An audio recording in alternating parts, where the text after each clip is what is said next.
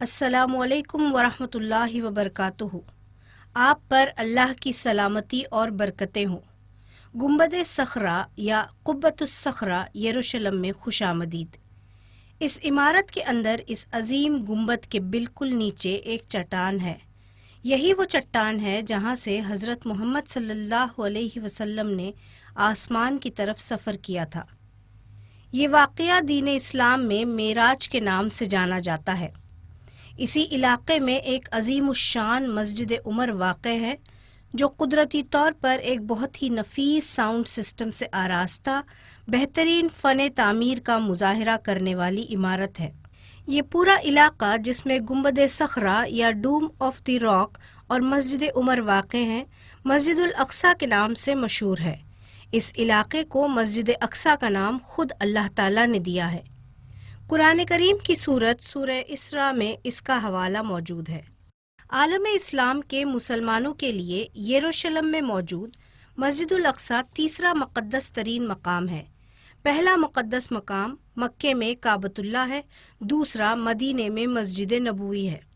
हवाले के लिए सूरह इसरा की पहली आयत मुलाहजा की जाए।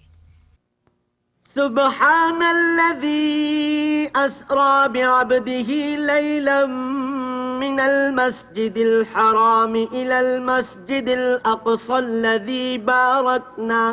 الذي باركنا حوله لنريه من آياتنا إنه هو السميع البصير۔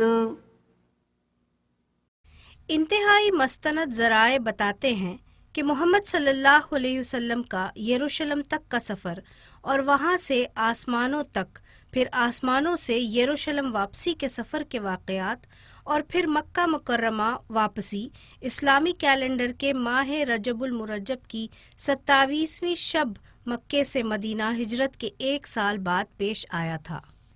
मेराज कोई ख्वाब नहीं, मेराज एक मौजज़ा है जो मुसलमानों के अक़ीदे का एक अहम हिस्सा है। अल्लाह का इल्म हर चीज़ को वक्त के पर्दे या मकाम की इलाहिदगी के बगैर समझता है, इसलिए वो हर चीज़ को देख और सुन सकता है। मेराज वक्त और जगह के बगैर उसकी क़ुव्वत जबरूत और उसके इल्म की अक्कासी करने वाला था। कुरान मजीद में लफ्ज़ इसरा को इस वाक़े की जानिब इशारा करने के लिए इस्तेमाल किया गया है, जबकि इस वाक़े को बयान करने के लिए लफ्ज़ मेराज का इस्तेमाल खुद हज़रत मोहम्मद सल्लल्लाहु अलैहि वसल्लम ने इस वाक़े को बयान करने के लिए किया था। अल्लाह की सलामती हो आप सल्लल्लाहु अलैहि वसल्लम पर। इसरा का मतलब है रात के वक्त चलना और मेराज का मतलब है सीढ़ी। इस वाक़े की तफसीलात खुद हज़रत मोहम्मद सल्लल्लाहु अलैहि वसल्लम ने बहुस्न खूबी बयान फरमाई हैं। इस सिलसिले में आप हदीस की किताब सही बुखारी का मुताला कर सकते हैं। ताहम हम इस अजीम वाक़े इसरा और मेराज का खुलासा पेश कर रहे हैं, जो कि इस्लाम के अहम तरीन अक़ायद में से है। ये सन 621 ईस्वी का साल था।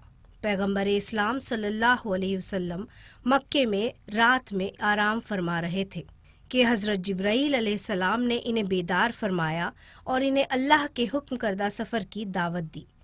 इसके बाद हज़रत जिब्राईल अलैहिस्सलाम इनके पास परों वाला एक जानवर ले आए जो सफ़ेद रंग का था और उसकी इंतहाई तेज़ रफ्तारी की वजह से इसे बुर्राह के नाम से मौसूम किया गया। वो अपनी इंतहाई नज़र तक के फासले पर अपना एक कदम रखता था।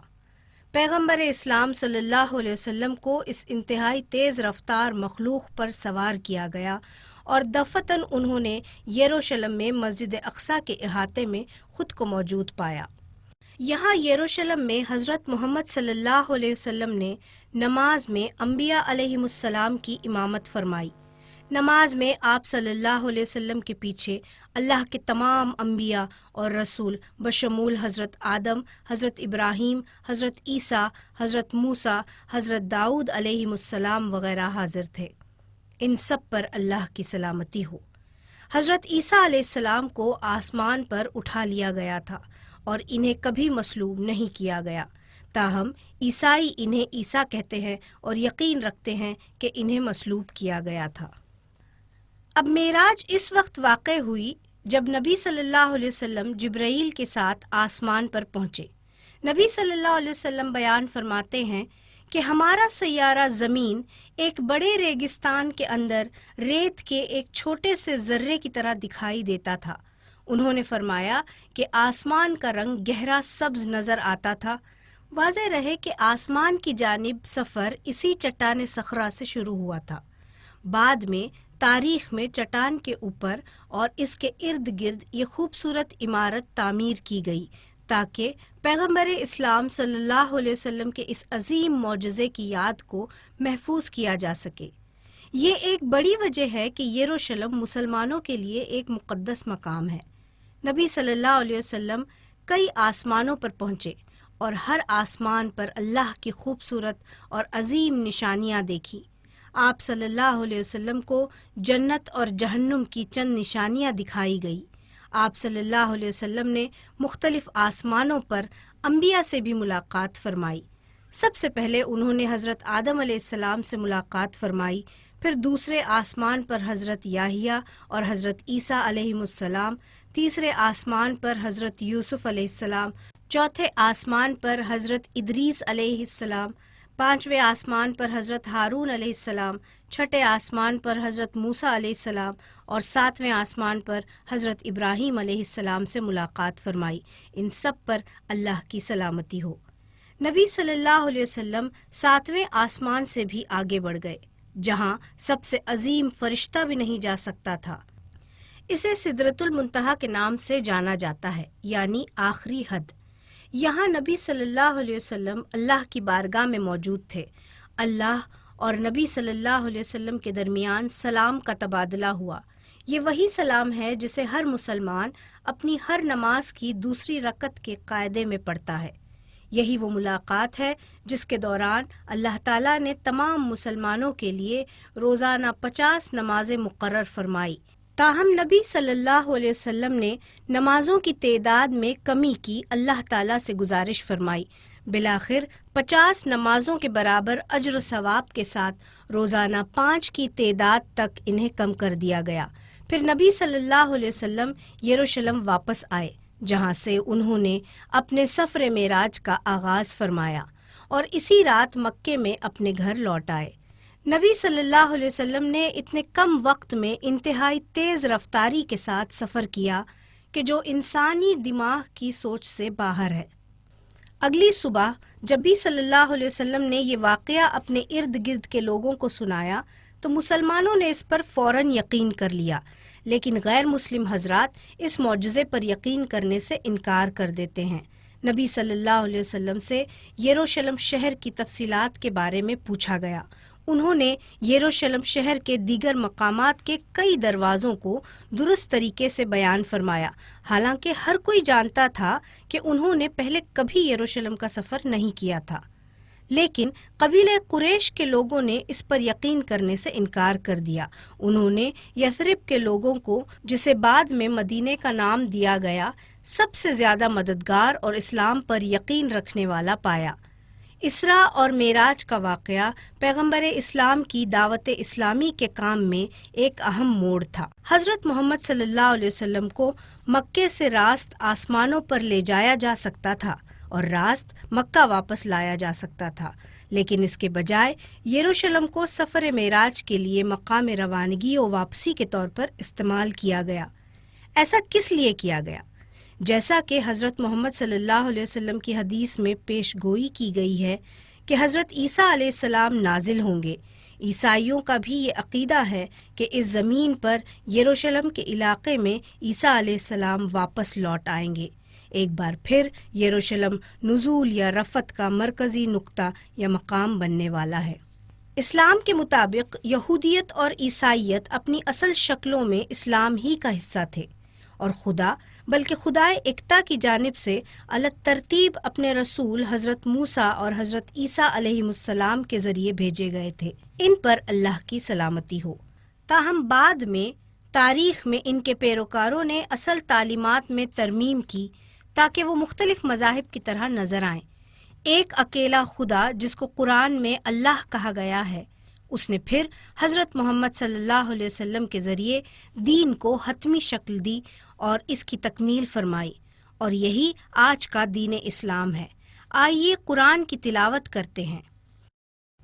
چوتھی سورت سورہ نساء کی آیت 163 میں ارشاد باری تعالیٰ ہے، ہم نے تمہاری طرف اسی طرح وحی بھیجی ہے جس طرح حضرت نوح علیہ السلام اور اس کے بعد کے پیغمبروں کی طرف بھیجی تھی۔ ہم نے حضرت ابراہیم، حضرت اسماعیل، حضرت اسحاق، حضرت یعقوب اور اولاد یعقوب، حضرت عیسیٰ، حضرت ایوب، حضرت یونس، حضرت ہارون اور حضرت سلیمان علیہ السلام کی طرف وحی بھیجی تھی۔ ہم نے داؤد علیہ السلام کو زبور دی۔ اسی طرح اسی صورت یعنی سورہ نساء کی آیت 164 میں ارشاد فرمایا گیا، ہم نے ان رسولوں پر بھی وحی نازل کی جن کا ذکر ہم اس سے پہلے تم سے کر چکے ہیں، اور ان رسولوں پر بھی جن کا ذکر تم سے نہیں کیا گیا۔ ہم نے حضرت موسیٰ علیہ السلام سے اس طرح گفتگو کی جس طرح عام طور پر کی جاتی ہے۔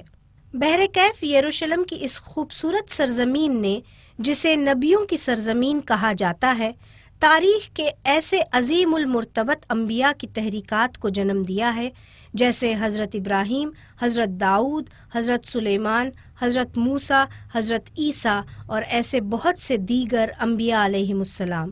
یروشلم کی اس عظیم سرزمین نے بالآخر محمد صلی اللہ علیہ وسلم کا خیر مقدم کیا، جنہوں نے اللہ کے تمام انبیاء علیہم السلام کی نماز میں امامت فرمائی، اور اللہ نے نبی صلی اللہ علیہ وسلم کی آسمان کی جانب رفعت اور وہاں سے لوٹ آنے کے اس احاطہ مقدسہ کو یعنی مقام معراج کو مسجد اقصیٰ کا نام دیا۔ مکے میں کعبے کی جانب رخ کر کے نماز پڑھنے کے حکم سے پہلے حضرت محمد صلی اللہ علیہ وسلم اور ان کے پیروکار نماز کے وقت یروشلم کی جانب رخ کر کے نماز پڑھا کرتے تھے۔ یروشلم کی یہی وہ مقناطیسی کشش ہے جو 3 اقوام مسلمان، عیسائی اور یہودی کو اس سرزمین کی طرف کھینچتی ہے۔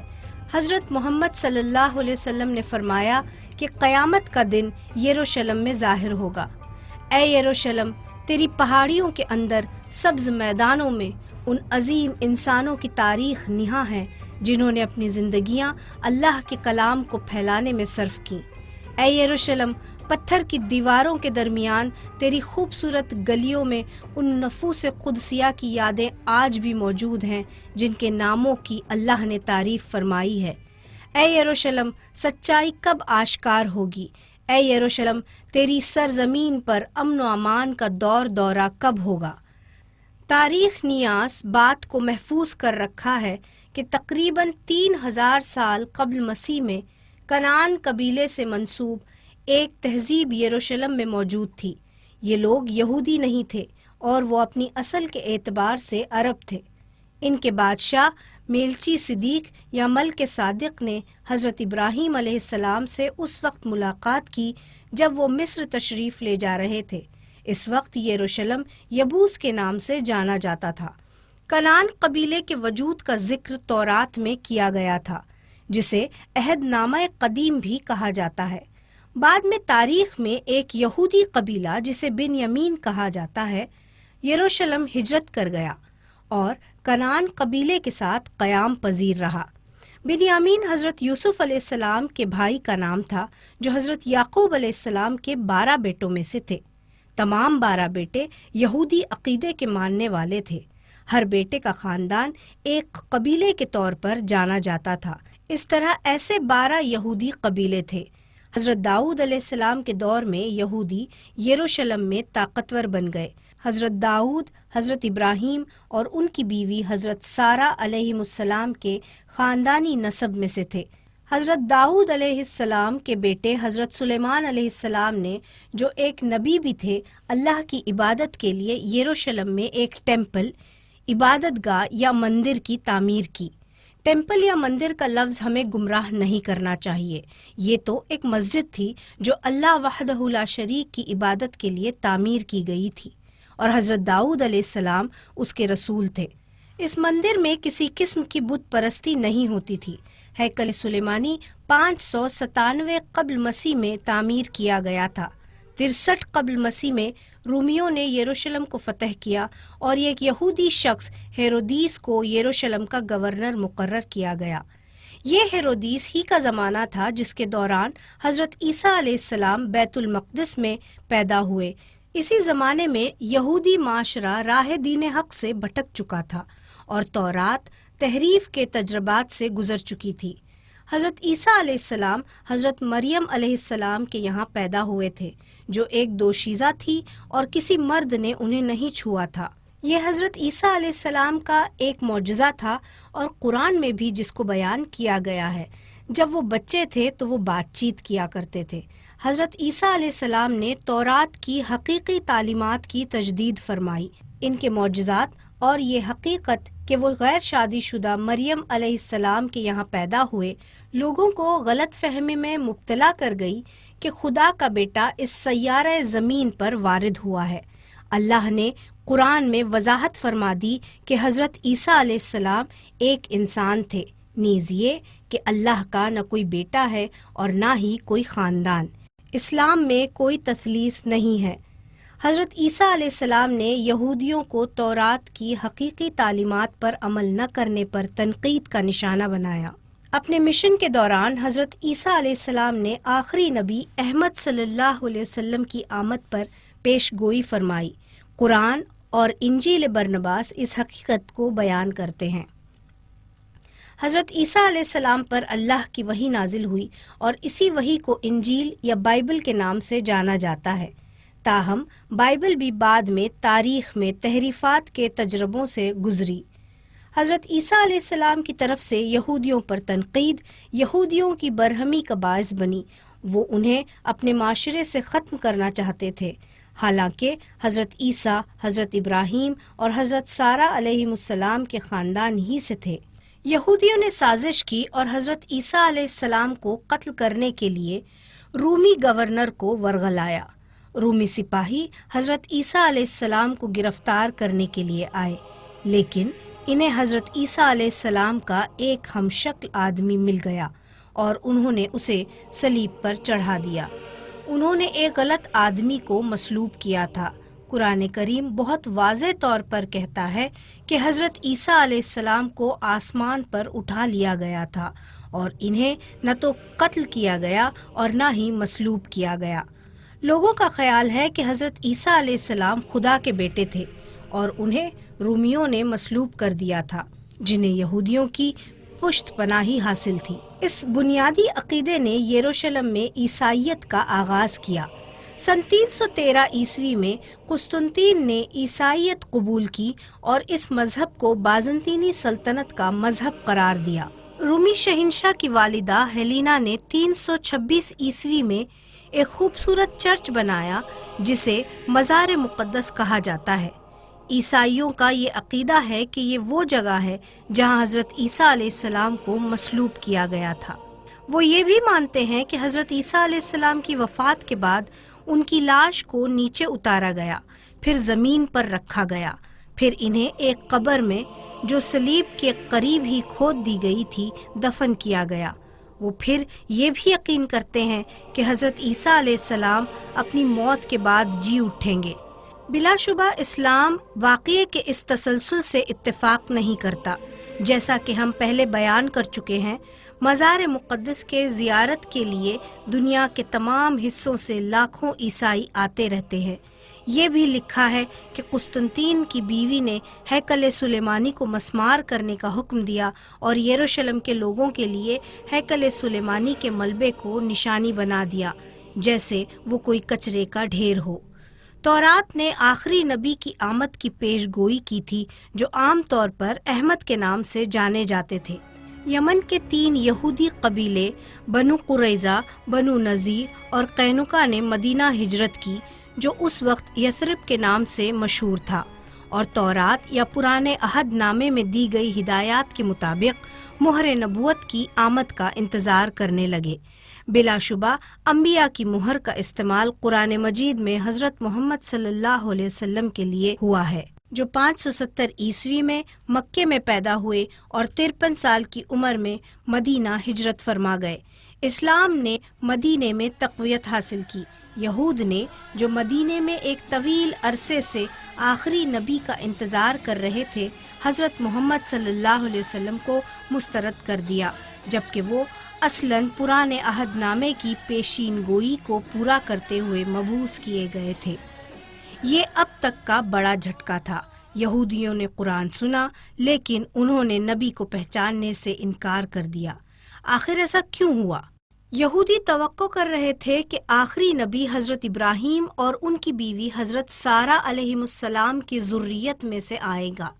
حضرت یعقوب، حضرت یوسف، حضرت موسیٰ، حضرت عیسیٰ علیہم السلام جیسے کئی انبیاء حضرت ابراہیم اور حضرت سارہ علیہم السلام کی ذریت سے تھے، لیکن حضرت محمد صلی اللہ علیہ وسلم حضرت ابراہیم اور حضرت ہاجرہ علیہم السلام کی ذریت سے آئے جو ان کی دوسری بیوی تھی۔ یہودیوں نے ہاجرہ کو ان کے تمام تر حقوق کے ساتھ ایک قانونی بیوی کی حیثیت سے کبھی نہیں تسلیم کیا، کیونکہ وہ اپنے نکاح سے قبل ایک غلام تھی۔ حضرت ابراہیم علیہ السلام نے انہیں غلامی سے آزاد فرمایا تھا اور ایک بیوی کے مکمل حقوق کے ساتھ ان سے نکاح فرمایا تھا۔ اس حقیقت کے باوجود بھی کہ حضرت ابراہیم علیہ السلام نے حضرت ہاجرہ علیہ السلام کو، جو کبھی غلام ہوا کرتی تھی، غلامی سے آزاد فرمایا تھا اور ان سے نکاح فرمایا تھا، ایک بیوی کا درجہ نہیں دیا گیا۔ حضرت اسماعیل حضرت ابراہیم علیہ السلام اور ان کی اہلیہ محترمہ حضرت ہاجرہ علیہ السلام کے بیٹے تھے۔ حضرت ہاجرہ کی ذریت میں حضرت محمد صلی اللہ علیہ وسلم کی آمد یہودیوں کے لیے قابل قبول نہیں تھی، چنانچہ انہوں نے انہیں مسترد کر دیا۔ بعد میں تورات میں حضرت محمد صلی اللہ علیہ وسلم کے بارے میں بیانات کو ہٹا دیا گیا۔ قرآن کریم کی دوسری سورت سورہ بقرہ کی 27ویں آیت میں ارشاد فرمایا گیا، ہم نے موسیٰ علیہ السلام کو کتاب دی، اس کے بعد پے در پے رسول بھیجے، آخرکار عیسیٰ ابن مریم علیہ السلام کو روشن نشانیاں دے کر بھیجا اور روح پاک سے ان کی مدد کی۔ پھر یہ تمہارا کیا ڈھنگ ہے کہ جب بھی کوئی رسول تمہاری خواہشات نفس کے خلاف کوئی چیز لے کر تمہارے پاس آیا تو تم نے اس کے مقابلے میں سرکشی ہی کی، کسی کو جھٹلایا اور کسی کو قتل کر ڈالا۔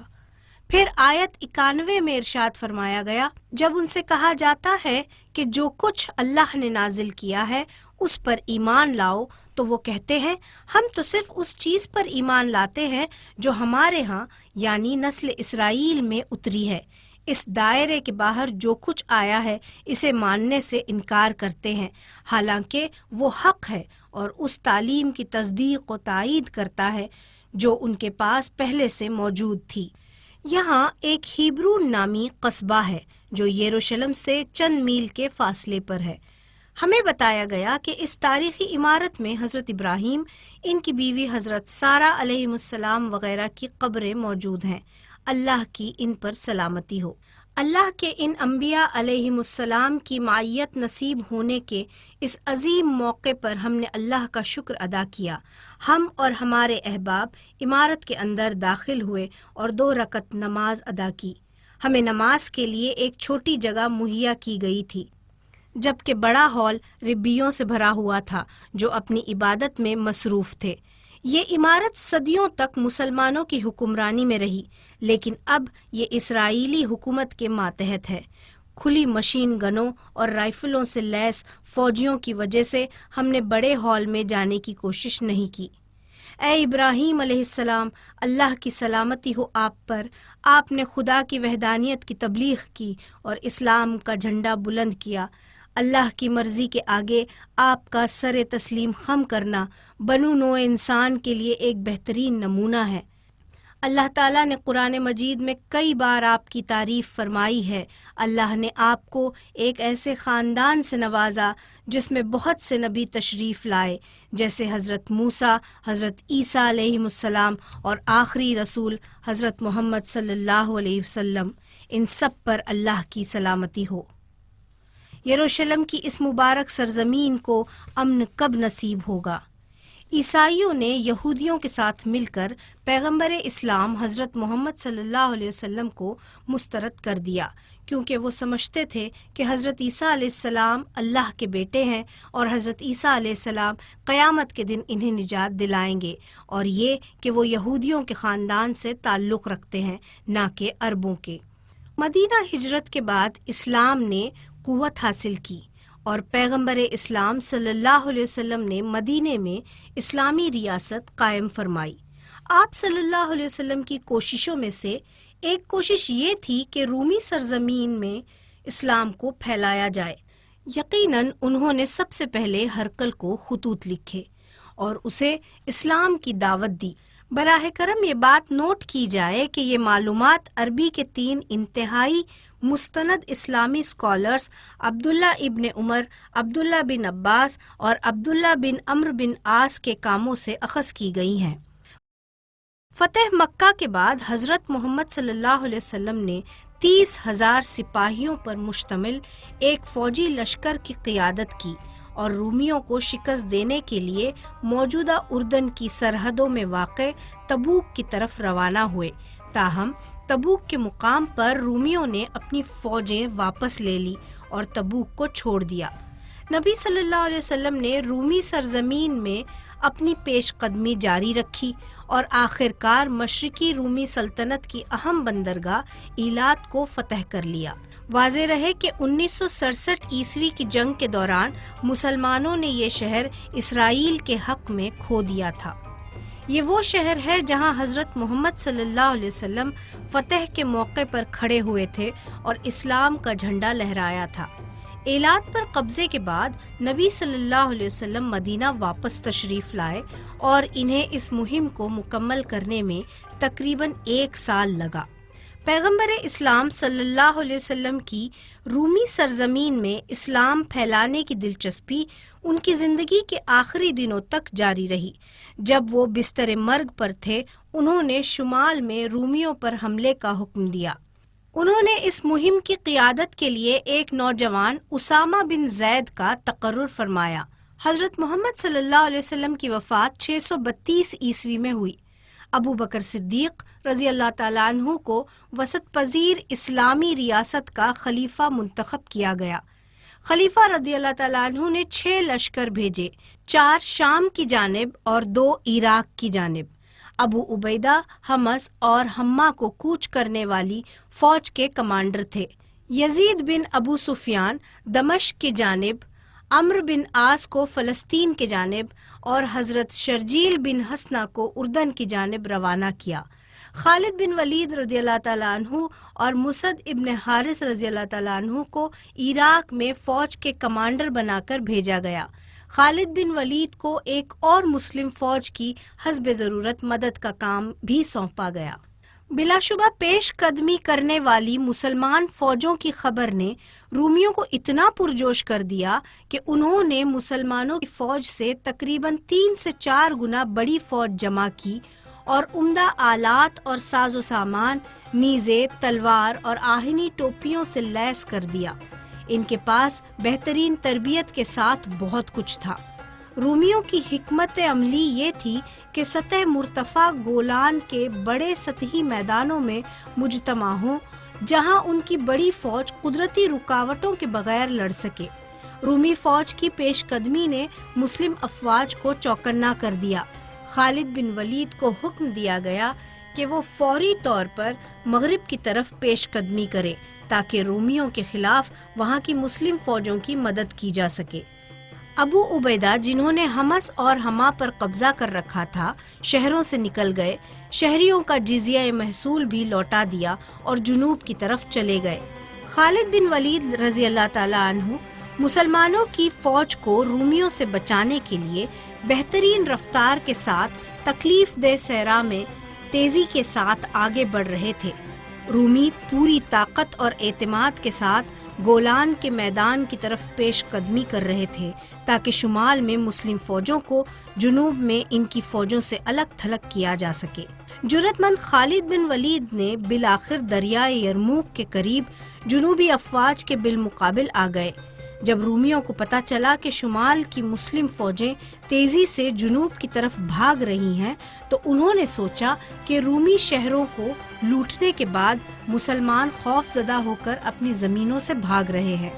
نتیجہ یہ ہوا کہ رومیوں نے گولان کے میدانوں میں جمع ہونے کے بجائے جنوب کی جانب مسلم افواج کا پیچھا کرنا شروع کر دیا تاکہ وہ انہیں ختم کر سکے۔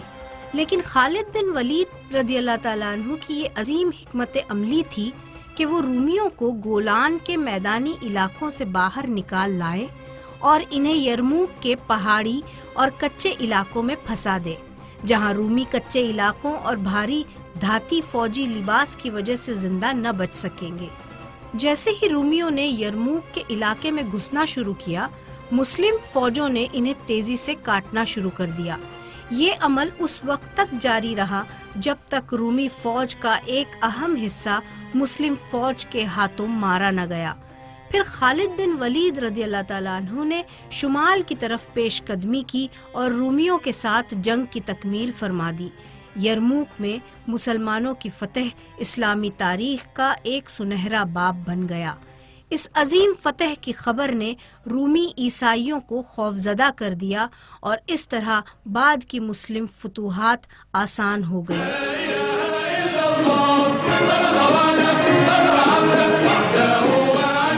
یرموک میں فتح کے بعد مسلم لشکروں نے دمشق اور حمص کو فتح کیا، پھر فلسطین کے ساحل پر مارچ کیا۔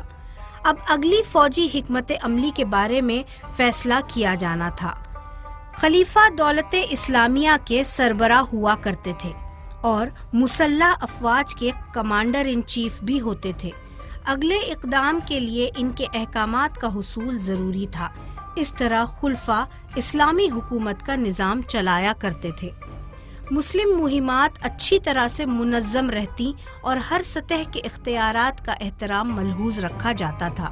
حضرت ابو عبیدہ نے مدینے میں خلیفہ کو ایک خط لکھ بھیجا جس میں ان کے احکامات کی درخواست کی گئی تھی کہ آیا وہ یروشلم پر حملہ کرے یا قیصریہ پر۔ وہاں مدینے میں خلیفۃ المسلمین حضرت عمر رضی اللہ تعالیٰ عنہ نے اپنے تمام مشیروں کو طلب فرمایا جو سب حضرت محمد صلی اللہ علیہ وسلم کے صحابہ میں سے تھے، اور پھر ان کے ساتھ مشاورت فرمائی۔ متعدد تجاویز اور مباحثوں کے بعد حضرت علی رضی اللہ تعالیٰ عنہ نے یہ تجویز پیش فرمائی کہ مسلمان فوج کو پہلے یروشلم پر حملہ کرنا چاہیے اور پھر قیصریہ پر حملہ ہو۔ حضرت علی رضی اللہ تعالیٰ عنہ کے خیال کو پوری مجلس شورا نے متفقہ طور پر قبول کر لیا۔ واضح رہے کہ حضرت علی رضی اللہ تعالیٰ عنہ حضرت محمد صلی اللہ علیہ وسلم کے چچازاد بھائی بھی اور داماد بھی تھے، اور جو مرد حضرات میں اسلام قبول کرنے والے پہلے شخص تھے، نیز ایک عظیم اسلامی اسکالر بھی۔ بعد ازیں تاریخ میں حضرت علی رضی اللہ تعالیٰ عنہ عظیم اسلامی ریاست کے چوتھے خلیفہ بھی بنے۔ خلیفہ حضرت عمر رضی اللہ تعالیٰ عنہ نے حضرت ابو عبیدہ رضی اللہ تعالیٰ عنہ کے مراسلے کے جواب میں ضروری احکامات ارسال فرمائے۔ مراسلے کا متن یہ ہے: میں اللہ کے نام سے شروع کرتا ہوں جو بڑا مہربان اور نہایت رحم فرمانے والا ہے۔ اللہ کے بندے عمر بن خطاب کی جانب سے شام میں تعینات اس کے نائب ابو عبیدہ بن جراح کی خدمت میں اللہ کا شکر ادا کرتا ہوں جس کا کوئی شریک نہیں، اس کے نبی صلی اللہ علیہ وسلم پر درود و سلام ہو۔ آپ کا خط موصول ہو گیا ہے اور جس میں آپ مجھ سے مشورہ فرما رہے ہیں کہ آپ کا اگلا فوجی اقدام کس جانب ہونا چاہیے۔ حضرت محمد صلی اللہ علیہ وسلم کے چچازاد بھائی علی ابن ابی طالب نے یہ مشورہ دیا ہے کہ آپ پہلے یروشلم کی طرف کوچ فرمائیں۔ اللہ آپ کو یروشلم فتح کرنے کی توفیق عطا فرمائے گا انشاءاللہ۔ فخت والسلام، عمر بن خطاب۔ حضرت ابو عبیدہ رضی اللہ تعالیٰ عنہ نے حضرت خالد بن ولید رضی اللہ تعالیٰ عنہ کی جانب اسلامی پرچم بڑھایا اور انہیں 5000 گھڑ سواروں کے ساتھ پہلے یروشلم کی جانب روانہ فرمایا۔ پھر انہوں نے یزید بن ابو سفیان کو 5000 گھڑ سواروں کے ساتھ روانہ کیا جو حضرت خالد بن ولید کے بعد وہاں پہنچے اور اللہ اکبر کا نعرہ بلند کیا۔ چنانچہ فوجوں کی کئی ٹکڑیاں اپنے لیڈروں کے ساتھ ایک بعد دیگرے اللہ اکبر کے نعروں کی گھن گرج کے ساتھ یروشلم پہنچے۔ شہر بڑی مضبوطی کے ساتھ قلعہ بند کر دیا گیا تھا اور مسلم لشکروں نے پورے شہر کا محاصرہ کر لیا اور تمام تر بیرونی رسد کا راستہ منقطع کر دیا۔ شہر کے اندر عیسائیوں نے محاصرے کے بارے میں کوئی تشویش ظاہر نہیں کی۔ چوتھے دن کماندار حضرت ابو عبیدہ رضی اللہ تعالیٰ عنہ نے عیسائیوں کو ایک خط بھیج کر کہا کہ اسلام قبول کر لے۔ محاصرے کے 5ویں دن یزید بن ابو سفیان فصیل شہر کے قریب پہنچے اور ایک ترجمان سے بات کی۔ انہوں نے انہیں 3 باتوں میں سے ایک کو منتخب کرنے کے لیے کہا، یا تو اسلام قبول کریں، یا جزیہ ادا کریں اور اسلامی ریاست کی حفاظت میں آ جائیں، یا ہمارے ساتھ جنگ کے لیے تیار ہو جائیں۔ یروشلم کے لوگوں نے تینوں پیشکشوں کو ٹھکرا دیا۔ محاصرہ کسی نتیجے کے بغیر 3 ماہ تک یوں ہی جاری رہا۔ 3 ماہ کی پابندی کے بعد شہر کے اندر رومی عیسائیوں کو گھٹن محسوس ہونے لگی۔ وہ اپنے مذہبی قائد سوفرونیس کے پاس آئے اور شہر میں خوراک کی کمی کے مسائل کے بارے میں شکایت کی۔ اس نے لوگوں سے کہا کہ اگر مسلم فوج کا خلیفہ یہاں آئے گا تو ہماری شکست ناگزیر ہوگی۔ عیسائیوں نے اس سے پوچھا کہ آپ ایسا کیوں کہہ رہے ہیں؟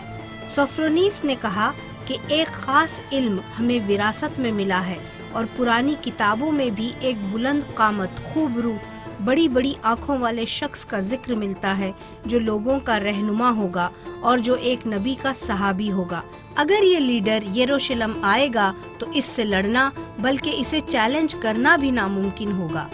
عیسائیوں کے سرپرست اعلیٰ نے مسلم رہنما سے بات کی اور کہا کہ اگر ان کے خلیفے کا حلیہ اس تفصیل سے موافقت رکھتا ہے جو وہ کتابوں کے ذریعے جانتا ہے تو وہ یروشلم کو اس کے حوالے کر دے گا۔ یہ معلومات عربی مورخین جیسے ابن کثیر، ابن اثیر، الواقدی کی کتابوں سے ماخوذ ہیں۔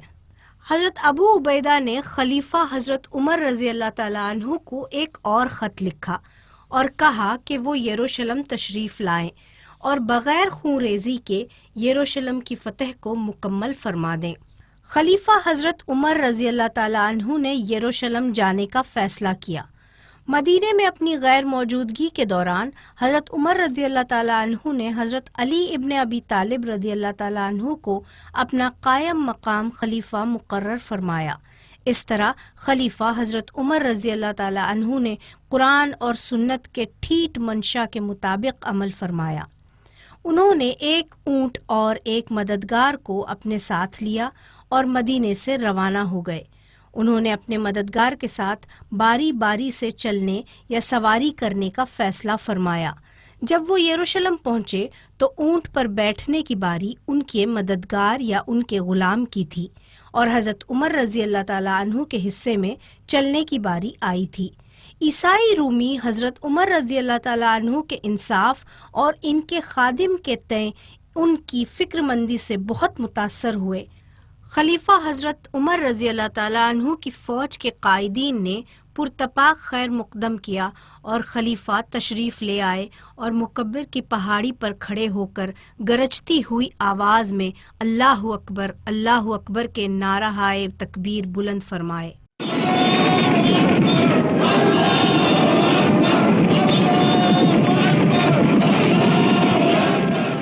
انہوں نے اس پہاڑ پر اسلام کا پرچم لہرا دیا اور یروشلم کے شہر پر طائرانہ نظر ڈالی۔ سرپرست اعلیٰ مذہبی قائد سوفرونیس نے ایک شخص کو خلیفہ سے ملاقات کرنے اور ان کے حلیے کی تفصیلات کی فراہمی کے لیے بھیجا۔ پھر خود سوفرونیس نے خلیفہ کو اپنے قلعے کی کھڑکیوں سے بغور دیکھا تو اسے اس بات کا یقین ہو گیا کہ خلیفہ عمر رضی اللہ تعالیٰ عنہ اس تفصیل سے جو اس نے کتابوں میں پڑھی تھی مماثلت رکھتے ہیں۔ اس نے بغیر کسی لڑائی کے شہر کو مسلمانوں کے حوالے کرنے پر رضامندی ظاہر کی۔ خلیفہ حضرت عمر رضی اللہ تعالیٰ عنہ نے مشہور فتح نامہ تحریر فرمایا اور اس پر اپنے دستخط ثبت فرما دیے، اور خالد بن ولید، حضرت عمرو بن عاص، حضرت عبد الرحمن بن عوف، حضرت معاویہ بن ابو سفیان جیسے اسلامی تاریخ کے عظیم لوگ اس پر گواہ بنے۔ یروشلم کے عیسائی سرپرست سوفرونیس نے خلیفہ عمر رضی اللہ تعالیٰ عنہ سے کہا کہ وہ اپنے اس اعلان میں ایک شق یہ بھی شامل فرمائیں کہ یہودیوں کو یروشلم میں رہنے کی اجازت نہیں دی جائے گی۔ یروشلم کو مسلم خلیفہ حضرت عمر رضی اللہ تعالیٰ عنہ کے حوالے کرنے کی عیسائیوں کی یہ ایک شرط تھی۔ کوہ زیتون پر اس اعلامیے پر دستخط ثبت کیے گئے۔ اب آئیے خلیفہ حضرت عمر رضی اللہ تعالیٰ عنہ کی طرف سے فتح کا یہ اعلامیہ پڑھتے ہیں۔ عہدة العمرية أخذ نص هذه العهدة من كتابي البداية والنهاية لابن كثير الجزء 7 صفحة 56، الكامل في التاريخ لابن الأثير الجزء 2 صفحة 349۔ بسم الله الرحمن الرحيم. هذا ما أعطى عبد الله عمر أمير المؤمنين أهل إيلياء من الأمان. أعطاهم أمانا لأنفسهم وأموالهم ولكنائسهم وصلبانهم وسقيمها وبريئها وسائر ملتها، أنه لا تسكن كنائسهم ولا تهدم ولا ينتقص منها ولا من خيرها ولا من صلبهم ولا من شيء من أموالهم، ولا يكرهون على دينهم ولا يضار أحد منهم ولا يسكن بإيلياء معهم أحد من اليهود. وعلى أهل إيلياء أن يعطوا الجزية كما يعطي أهل المدائن، وعليهم أن يخرجوا منها الروم واللصوص، ومن خرج منهم فإنه آمن على نفسه وماله حتى يبلغوا مأمنهم، ومن أقام منهم فهو آمن وعليه مثل ما على أهل إيلياء من الجزية. ومن أحب من أهل إيلياء أن يسير بنفسه وماله مع الروم ويخلى بيعهم وصلبهم، وأنهم آمنون على أنفسهم حتى يبلغوا مأمنهم. ومن كان بها من أهل الأرض فمن شاء قعد وعليه مثل ما على أهل إيلياء من الجزية، ومن شاء سار مع الروم ومن شاء رجع إلى أهله. لا يؤخذ منهم شيء حتى يحصد حصادهم. وعلى ما في هذا الكتاب عهد الله وذمة رسوله وذمة الخلفاء وذمة المؤمنين إذا أعطوا ما عليهم من الجزية. التوقيع أمير المؤمنين عمر بن الخطاب. كتب وحضر سنة 15 للهجرة. شهد على ذلك خالد بن الوليد، عمرو بن العاص، عبد الرحمن بن عوف، معاوية بن أبي سفيان.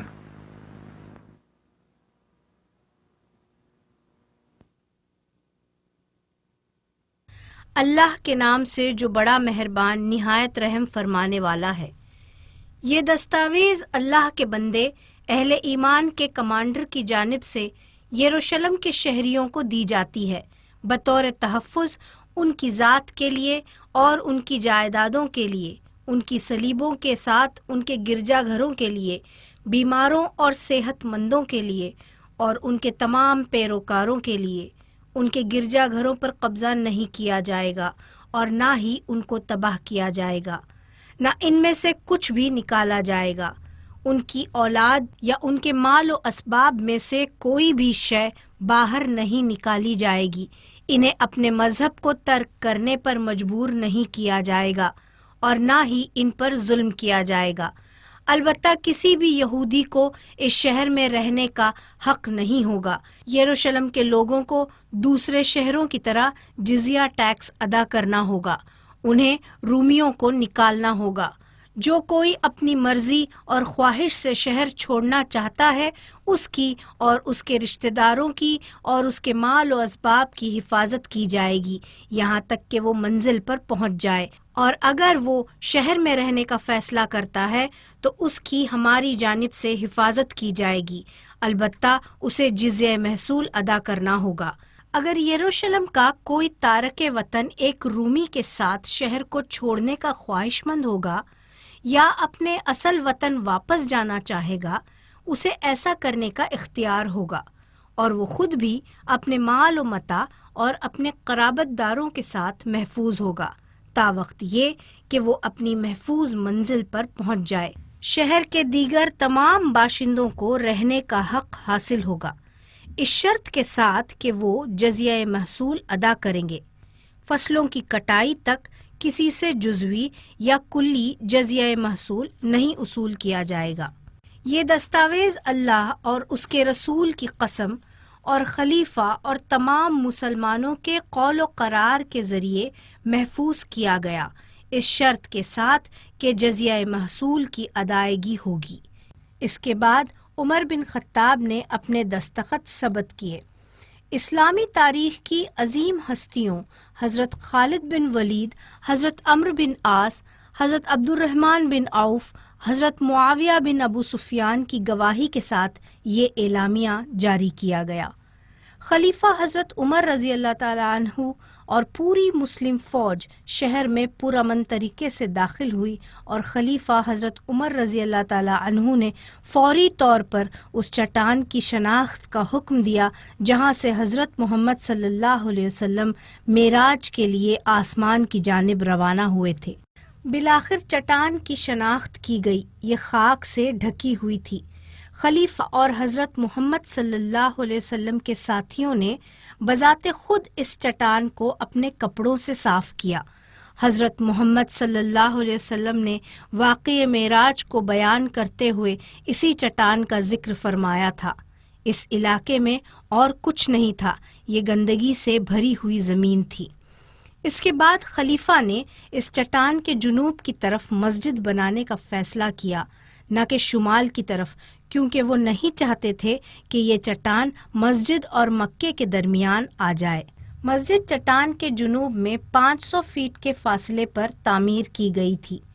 یہ لکڑی کے تختوں سے بنی مسجد تھی۔ یہاں پھر نمازیں ادا کی گئیں۔ خلیفہ حضرت عمر رضی اللہ تعالی عنہ نے چٹان اور مسجد سمیت پورے علاقے کی حد کو نشان زد کیا۔ تقریباً 140 ایکڑ رقبے پر مشتمل یہ پورا علاقہ مسجد اقصیٰ کے نام سے موسوم کیا گیا۔ یقیناً مسجد اقصیٰ کا نام قرآن کریم سے ماخوذ ہے۔ واضح رہے کہ مکے میں حضرت محمد صلی اللہ علیہ وسلم اور ان کے ساتھی 16 ماہ تک یروشلم کی جانب رخ کر کے نماز ادا کرتے رہے تھے۔ پھر اللہ نے انہیں مکے میں کعبے کی جانب رخ کرنے کا حکم دیا اور اس کے بعد کعبہ دنیا کے تمام مسلمانوں کے لیے قبلہ بن گیا۔ پھر اس کے بعد خلیفہ حضرت عمر رضی اللہ تعالی عنہ شہر کے اندر تشریف لے گئے۔ یہاں کے عیسائی انہیں مزار مقدس لے گئے۔ نماز ظہر کا وقت تھا۔ عیسائیوں نے ان سے کہا کہ وہ مزار مقدس میں نماز ادا فرما سکتے ہیں، لیکن خلیفہ حضرت عمر رضی اللہ تعالی عنہ نے انکار کر دیا۔ انہوں نے کہا کہ اگر وہ اس چرچ میں نماز ادا کرتے ہیں تو مسلمانوں کی آنے والی نسلیں اس چرچ کو تباہ کر دیں گی اور اس کی جگہ ایک مسجد تعمیر کر دیں گی۔ چنانچہ وہ مزار مقدس کے احاطے سے باہر نکل آئے اور چرچ کے ساتھ والی جگہ پر اپنے رہنماؤں کے ساتھ نماز ادا کی۔ یہ سن 637 عیسوی کا سال تھا۔ بعد میں خلیفہ حضرت عمر رضی اللہ تعالی عنہ کی رواداری کی یادگار کے طور پر ایک مسجد بنائی گئی۔ یہاں یہ وہی مسجد ہے جو دنیا کو خلیفہ حضرت عمر رضی اللہ تعالی عنہ کے عظیم کردار کی یاد دلاتی رہے گی، جنہوں نے دوسروں کے عقیدے کا احترام کیا اور ان کی عبادت گاہ کی حفاظت کی، اگرچہ خود ان کا اس پر کوئی اعتقاد نہیں تھا۔ یروشلم دولت اسلامیہ کا حصہ بن گیا اور جن لوگوں نے اسلام قبول نہیں کیا انہیں اپنے مذہب پر عمل کرنے کی مکمل آزادی دی گئی، لیکن غیر مسلموں کو اسلامی ریاست کے تحفظ کے لیے جزیہ نامی محصول ادا کرنے کا پابند کیا گیا۔ جب میں اس مسجد کو دیکھتا ہوں تو اسلام کے ہیروز کے وہ مناظر ذہن میں تازہ ہو جاتے ہیں۔ کس قدر عظیم ہے یہ جگہ! یہاں اسلام نے عیسائیت کے ساتھ اپنی رواداری کو ثابت کیا۔ اسلام ہر زمانے میں بہترین کردار کا مظاہرہ کرتا رہا ہے، جو ان کے عقائد کے معاملے میں رواداری برتتا رہا ہے۔ انہوں نے ان کے عقائد کا احترام کیا اور انہیں اپنے عقیدے کے مطابق عمل کرنے کی مکمل آزادی دی۔ تاہم بعد میں تاریخ میں عیسائی لوگ مسلمانوں کے خلاف ہو گئے، ان پر تشدد کیا، ان کے مذہب کی وجہ سے انہیں ختم کر دیا۔ کیسا انعام ہے یہ جو عیسائیت کے ساتھ کی جانے والی رواداری کے بدلے میں مسلمانوں کو دیا گیا۔ بہرکیف یروشلم میں انتظامیہ کے افسران مقرر کرنے کے بعد خلیفہ حضرت عمر رضی اللہ تعالی عنہ نے یزید ابن ابو سفیان کو ابو عبیدہ کی نگرانی میں یروشلم کا گورنر مقرر فرمایا۔ انہوں نے مسجد اقصیٰ کے لیے ایک امام کا بھی تقرر فرمایا۔ یروشلم کے لوگوں نے مسلمانوں کو خوش آمدید کہا اور اسلامی حکومت کا خیر مقدم کیا۔ خلیفہ حضرت عمر رضی اللہ تعالی عنہ دولت اسلامیہ کے دارالحکومت مدینہ واپس روانہ ہو گئے۔ تاہم حضرت محمد صلی اللہ علیہ وسلم کے چند صحابہ نے یروشلم میں ہی اس کی عظیم تاریخ کی وجہ سے قیام کرنا پسند فرمایا۔ وہ یہیں رہے اور یہیں وفات پائی۔ اب آئیے ہم سلمان فارسی کی آرام گاہ کی زیارت کرتے ہیں، جو مدینے میں حضرت محمد صلی اللہ علیہ وسلم کے صحابی تھے۔ وہ مدینے میں جنگ خندق کے دوران حضرت محمد صلی اللہ علیہ وسلم کے لیے اپنی خدمات کے لیے مشہور ہیں۔ مدینے کے ارد گرد خندق کھودنے کی تجویز سلمان فارسی ہی کی تھی، جو مکے سے ابو سفیان کی فوج کی راہ میں رکاوٹ بنی۔ نبی صلی اللہ علیہ وسلم کو حضرت سلمان فارسی کی حکمت اور اسلام کے لیے ان کی فدائیت بہت پسند تھی۔ حضرت سلمان فارسی رضی اللہ تعالی عنہ اصل میں ایران سے تشریف لائے تھے اور وہ عیسائی بننے سے پہلے آگ کے پرستار تھے، اور پھر حضرت محمد صلی اللہ علیہ وسلم کی تعلیمات کے تحت وہ حلقہ بگوش اسلام ہوئے اور اسلامی تاریخ میں بڑا نام کمایا۔ اے سلمان فارسی، السلام علیکم، آپ پر اللہ کی رحمتیں ہوں۔ میں کتنا خوش قسمت ہوں کہ آج آپ سے شرف ملاقات حاصل کر رہا ہوں۔ اے اللہ، مسلمانوں کو ویسی ہی ہدایت عطا فرما جیسا کہ تو نے سلمان فارسی رضی اللہ تعالی عنہ کو عطا فرمائی تھی۔ اے اللہ، مسلمانوں کو اتحاد کی جانب رہنمائی فرما جیسا کہ تو نے مدینے کے لوگوں کی رہنمائی فرمائی تھی، جنہوں نے اپنی عزت اور اپنے وقار کے لیے جنگ لڑی اور قربانیاں دیں، جو اسلام پر متحد تھے، جو نبی صلی اللہ علیہ وسلم کے ساتھ متحد تھے، جنہوں نے اہل کفر کو شکست دی، جو تعداد میں اہل ایمان سے بڑے ہوئے تھے، اور جنہوں نے مستقبل کے مسلمانوں کے لیے ایک مثال قائم کر دی تھی۔ حضرت علی رضی اللہ تعالی عنہ کے قتل کے بعد دولت اسلامیہ کا دارالحکومت دمشق منتقل ہو گیا، جہاں معاویہ بن ابو سفیان خلیفہ بنے۔ معاویہ رضی اللہ تعالی عنہ نے یروشلم میں خلیفہ کی حیثیت سے مسلمانوں سے بیعت لی۔ حضرت معاویہ رضی اللہ تعالی عنہ کی قائم کردہ خلافت کو امیہ خلافت کے نام سے جانا جاتا ہے، کیونکہ خلیفہ حضرت معاویہ رضی اللہ تعالی عنہ نے اپنے جانشینوں کو اس طرح نامزد فرما دیا کہ وہ انہی کی نسب سے آئیں، اور یہ خاندانی نسب ان کے دادا امیہ کی مناسبت سے امیہ کے نام سے جانا جاتا تھا۔ یہ خاندان مکے کا حکمران رہا تھا، یہاں تک کہ حضرت محمد صلی اللہ علیہ وسلم نے اس شہر کو فتح کر لیا۔ اگرچہ امیہ خلافت قرآن و سنت کے مطابق تھی اور خلیفہ منتخب شدہ تھے، لیکن فرق صرف اتنا آ گیا تھا کہ ان کے بعد آنے والے خلیفہ ہمیشہ انہی کے خاندان میں سے ہوتے رہے۔ ان کی ذریت کے باہر کے لوگ خلیفہ کے طور پر منتخب نہیں ہو سکتے تھے۔ اموی خلیفہ عبد الملک ابن مروان ابن الحکم نے چٹان کے اوپر اور اس کے اطراف گنبد صخرہ عمارت کی تعمیر کا حکم دیا، جہاں سے حضرت محمد صلی اللہ علیہ وسلم آسمان کی جانب سفر معراج اختیار فرمایا تھا۔ انہوں نے انتہائی باصلاحیت مہندس، معماران اور انجینئرز کو جمع کیا۔ اس کی تعمیر 685 عیسوی میں شروع ہوئی اور 6 سال میں مکمل ہوئی۔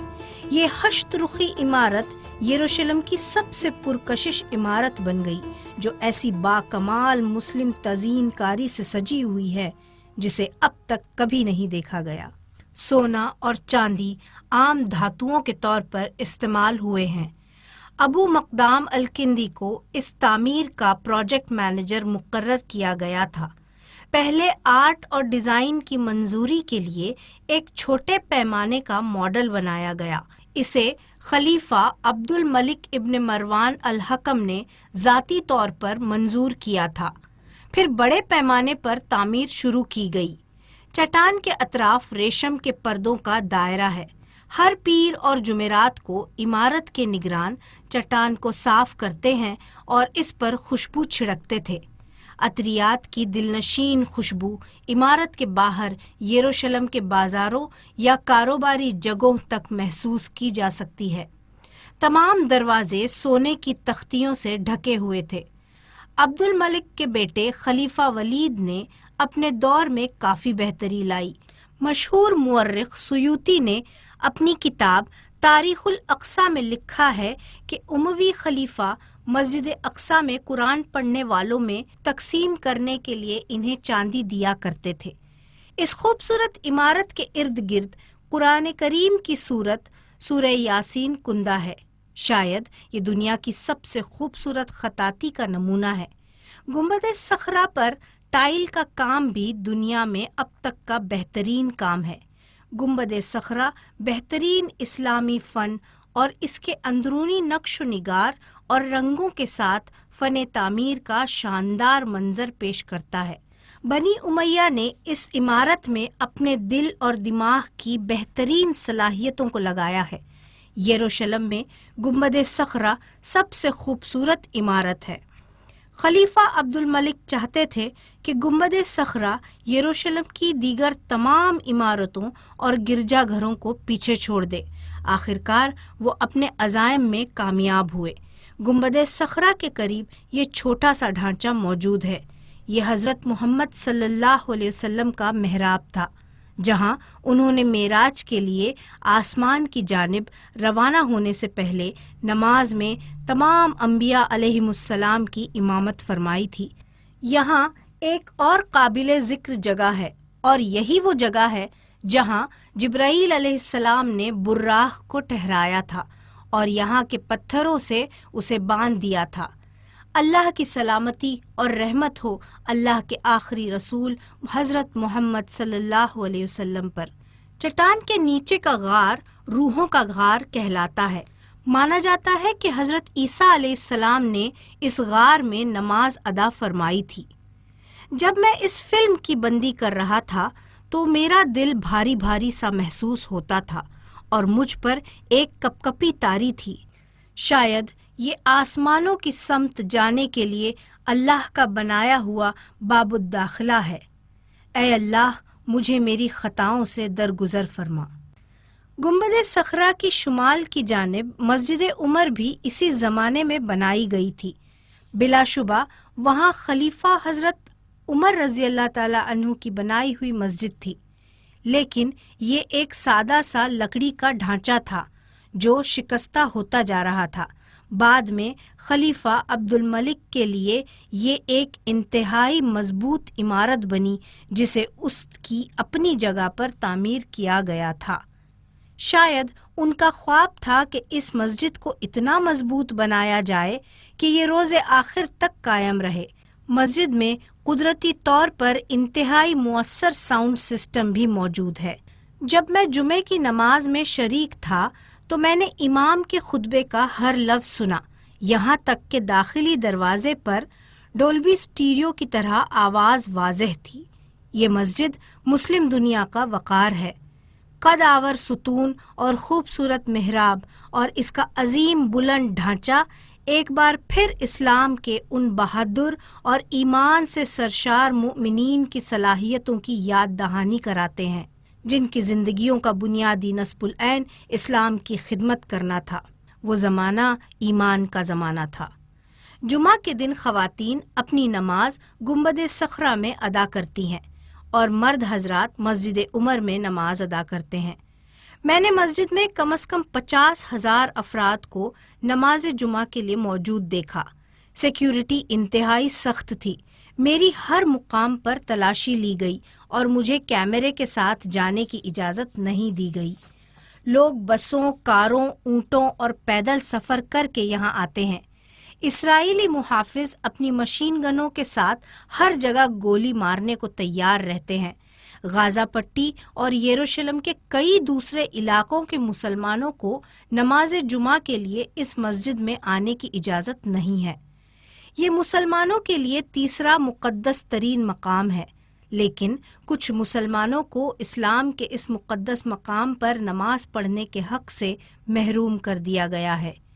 یہ بات منقول ہے کہ مسجد اقصی کی ایک نماز آپ کے اپنے گھر میں ادا کی جانے والی 25,000 نمازوں کے برابر ہے۔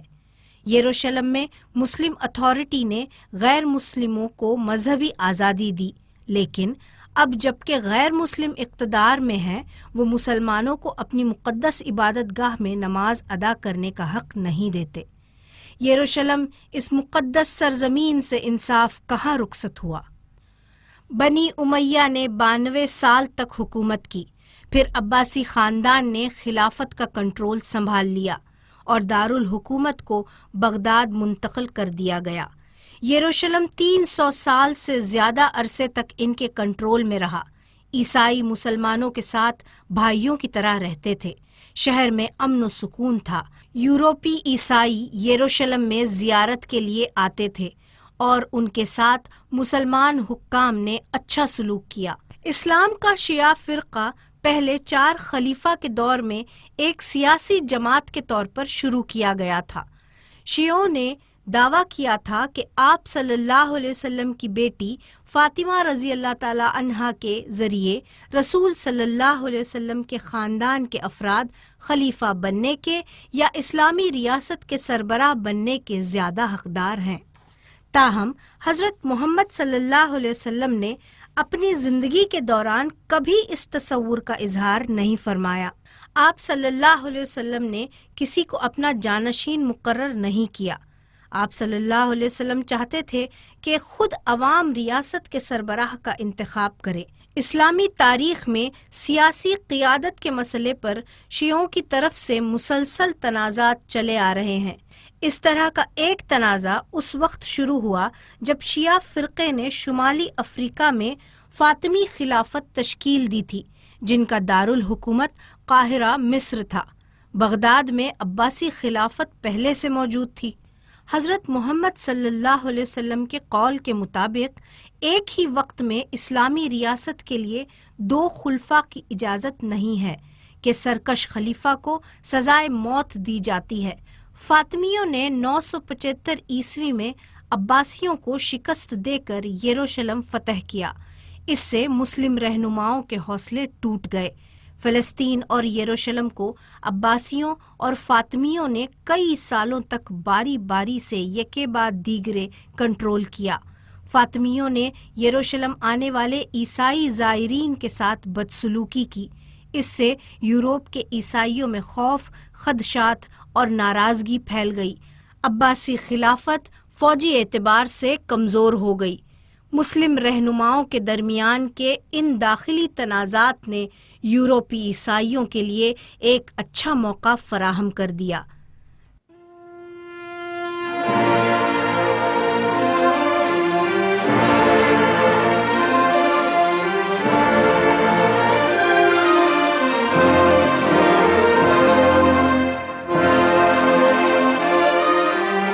صلیبی جنگیں۔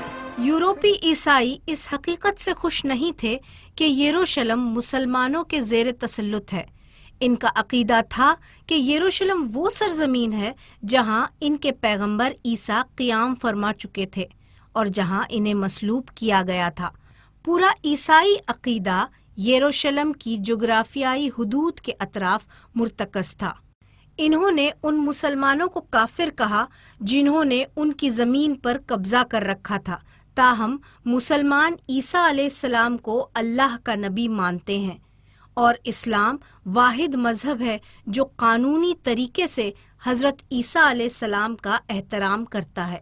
27 نومبر 1095 عیسوی کو پوپ اربن دوم نے فرانس کے کلیر ماؤنٹ میں مدعو کیے گئے بینرز کے سامنے اعلان کیا کہ وہ پوری دنیا کا نائب ہے اور خدائی حکم کو ظاہر کرنے کے لیے ایک پیامبر کے طور پر وہاں آیا تھا۔ اس نے کہا کہ ترکوں اور عربوں نے عیسائیوں پر حملہ کیا اور رومانیہ اور باسپورس کے علاقے میں داخل ہو گئے۔ اس نے کہا کہ ہمارے بھائیوں کی آبادی والے علاقوں سے اس ناپاک نسل کو نکالنے کے لیے جلدی کریں اور مسیح کے پرستاروں کی بروقت مدد کریں۔ پوپ اربن دوم نے پورے فرانس میں خطوط لکھے جس میں کہا گیا کہ مسیح یروشلم کا مقدس شہر، جو ان کی موت اور ان کی دوبارہ واپسی کے عقیدے کا مظہر ہے، ناقابل برداشت غلامی میں جکڑا گیا ہے۔ لوگ امیر اور غریب شہزادے اور رعایا اس جلوس میں شامل ہوئے جو مبارک دوشیزہ کے مفروضے کے دن شروع ہوا۔ عیسائی زمینوں کو دوبارہ فتح کرنے کے لیے مسلمانوں کے خلاف صلیبی جنگیں شروع ہوئیں۔ سیدھی سادی عوام پوری قوت کے ساتھ باہر آئے تاکہ وہ بھی جا کر یروشلم حوالہ کر سکیں اور مزار عیسیٰ کو فتح کر سکیں۔ واضح رہے کہ اسلام کے مطابق حضرت عیسیٰ علیہ السلام کی قبر موجود ہی نہیں ہے۔ مسلم اقتدار کے خلاف صلیبی جنگیں تقریباً 2.5 صدیوں تک جاری رہیں۔ عیسائیوں کی اسلام کے خلاف جد و جہد ان 250 سالوں کے دوران مسلسل جاری رہی، لیکن حتمی فتح مسلمانوں کی ہوئی۔ صلیب اور ہلال کے درمیان یہ 2.5 صدیوں کی فوجی کشمکش تاریخ کا سب سے قابل ذکر باب ہے، جس میں اسلام کے بہادر سپاہیوں نے اعلیٰ ترین فوجی صلاحیت کے ساتھ دفاع کیا اور ساتھ ہی ساتھ عیسیٰ علیہ السلام کو اپنے نبی کی حیثیت سے عزت دی اور اپنے عیسائی رعایا کے ساتھ انصاف اور شفقت سے پیش آئے، جبکہ یورپ والوں نے انہیں کافر اور عرب کہا اور ان کی ثقافت کو حقیر سمجھا۔ انہوں نے جنوب کی طرف مارچ کیا۔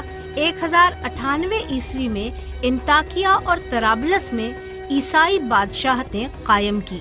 پھر انہوں نے رم اللہ، موجودہ تل ابیب ہوائی اڈہ، یعنی وہ شہر جو سمندر اور یروشلم کے درمیان ہے، پر قبضہ کر لیا۔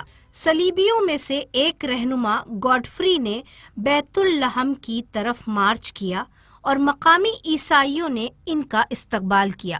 جمعہ 15 جولائی 1099 عیسوی کو شدید لڑائی کے بعد یروشلم عیسائیوں کے قبضے میں آ گیا۔ فاطمیوں کے گورنر افتخار الدولہ کو شکست ہوئی۔ 17 جولائی 1099 عیسوی کو عیسائیوں نے مسلمان مردوں، بچوں، عورتوں اور بوڑھوں کو بے رحمی سے ذبح کرنا شروع کیا۔ زیادہ تر مسلمانوں نے مسجد اقصیٰ میں پناہ لی تھی۔ عیسائی مسجد کے اندر داخل ہوئے اور لوگوں کو مسجد ہی میں ذبح کیا۔ مسجد اقصیٰ کا صحن انسانی لاشوں سے بھرا ہوا تھا۔ عیسائیوں نے یروشلم کے 70,000 لوگوں کا قتل کیا اور انہیں کافر قرار دیا۔ بلیون کے گوڈفری کو مزار مقدس کا وکیل منتخب کیا گیا۔ عیسائیوں نے حضرت عیسیٰ علیہ السلام کی تعلیمات کی خلاف ورزی کی، جنہوں نے کہا تھا کہ دشمنوں سے بھی پیار کریں۔ انہوں نے گنبد صخرہ کو چرچ میں تبدیل کر دیا۔ کریسنٹ کو گنبد سے ہٹا دیا گیا اور اس کی جگہ صلیب کا نشان لگا دیا گیا۔ گنبد صخرہ کے اندر مقدس چٹان کی پرتوں کو سونے کے عوض فروخت کیا گیا، لیکن مرکزی چٹان محفوظ رہی۔ مسجد عمر کو فوجی دفاتر میں تبدیل کر دیا گیا اور تہخانے گھوڑوں کے لیے استبل بن گئے۔ یوں لگتا تھا کہ جیسے یروشلم سے اسلام کا صفایا ہو گیا ہے۔ تاہم صلیبیوں سے یروشلم کو دوبارہ فتح کرنے کا مسلمانوں کا عزم ان کے دلوں میں قائم رہا۔ وہ ہارے ضرور تھے مگر وہ سوئے نہیں تھے۔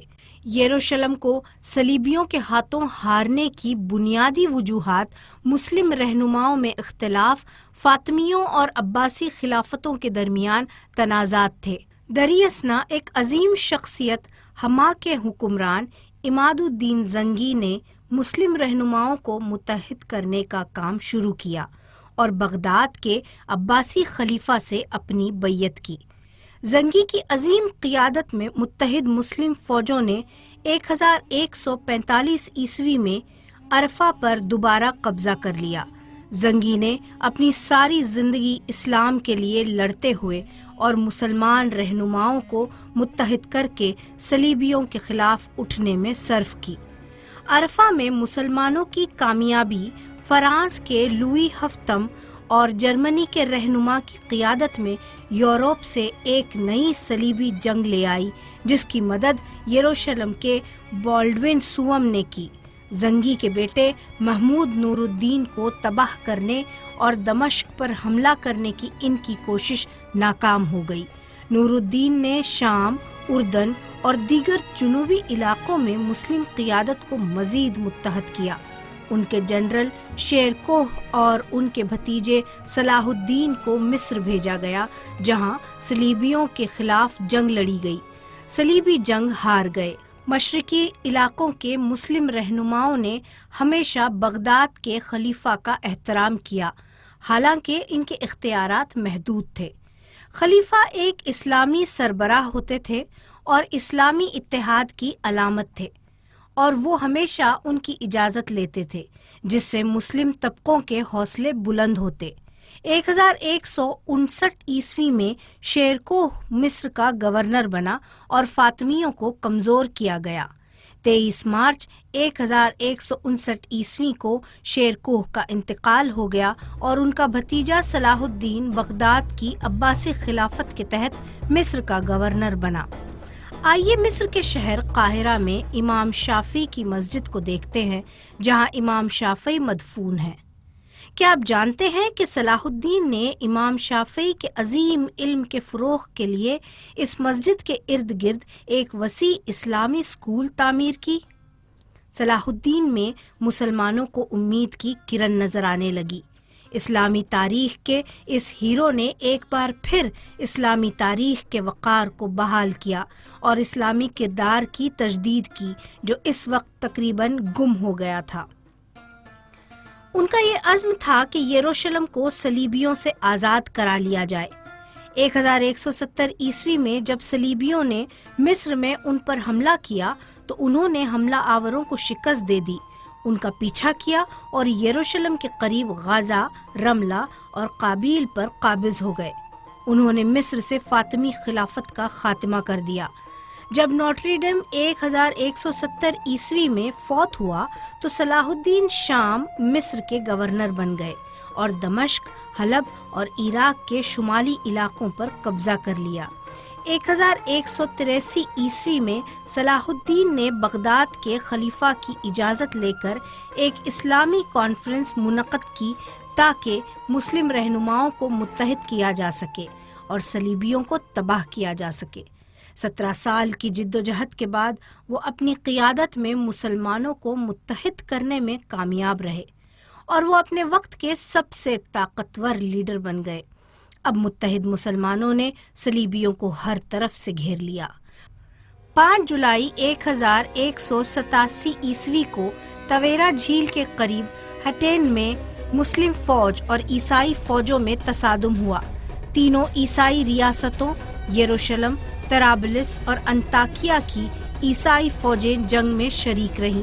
فتح مسلمانوں کی ہوئی اور 50,000 صلیبیوں کو شکست دی گئی اور انہیں کچل دیا گیا۔ صلاح الدین نے فلسطین کے پورے ساحلی علاقوں کو عیسائیوں سے آزاد کرا لیا اور پھر یروشلم کی طرف پیش قدمی کی اور دمشق کے دروازے پر پہنچ گئے۔ انہوں نے انہیں پرامن طریقے سے ہتھیار ڈالنے کا موقع دیا، لیکن عیسائی اس سے متفق نہیں تھے، چنانچہ فتح جنگ کے ذریعے ہوئی اور عیسائیوں نے مسلمانوں کے حق میں یروشلم کو کھو دیا۔ یہ 1187 عیسوی کا سال تھا۔ اس کے مشیروں نے مسلمانوں پر توڑے گئے ظلم کے خلاف انتقام کے طور پر مزار مقدس کو تباہ کرنے کی تجویز پیش کی، لیکن صلاح الدین نے مزار مقدس کو ہاتھ نہیں لگایا اور مسلمانوں کو تقریباً 550 سال پہلے کیے گئے خلیفہ عمر رضی اللہ تعالیٰ عنہ کے معاہدے کی یاد دلائی۔ مقدس شہر جو کہ تقریباً 90 سالوں تک صلیبیوں کے قبضے میں رہا، اب دوبارہ اسلامی حکمرانی کے تحت آ گیا۔ عیسائی حکومت کے 90 سالوں کے دوران کسی بھی مسلمان کو مسجد اقصیٰ میں نماز ادا کرنے کی اجازت نہیں تھی۔ صلاح الدین نے ایک نیا ممبر مسجد عمر میں رکھا۔ کیا آپ جانتے ہیں کہ یہ ممبر 1969 عیسوی میں ایک یہودی شخص نے جلا دیا تھا؟ مسلمانوں کے ہاتھوں سقوط یروشلم یورپ میں صلیبی جنگ کا پیش خیمہ بنا۔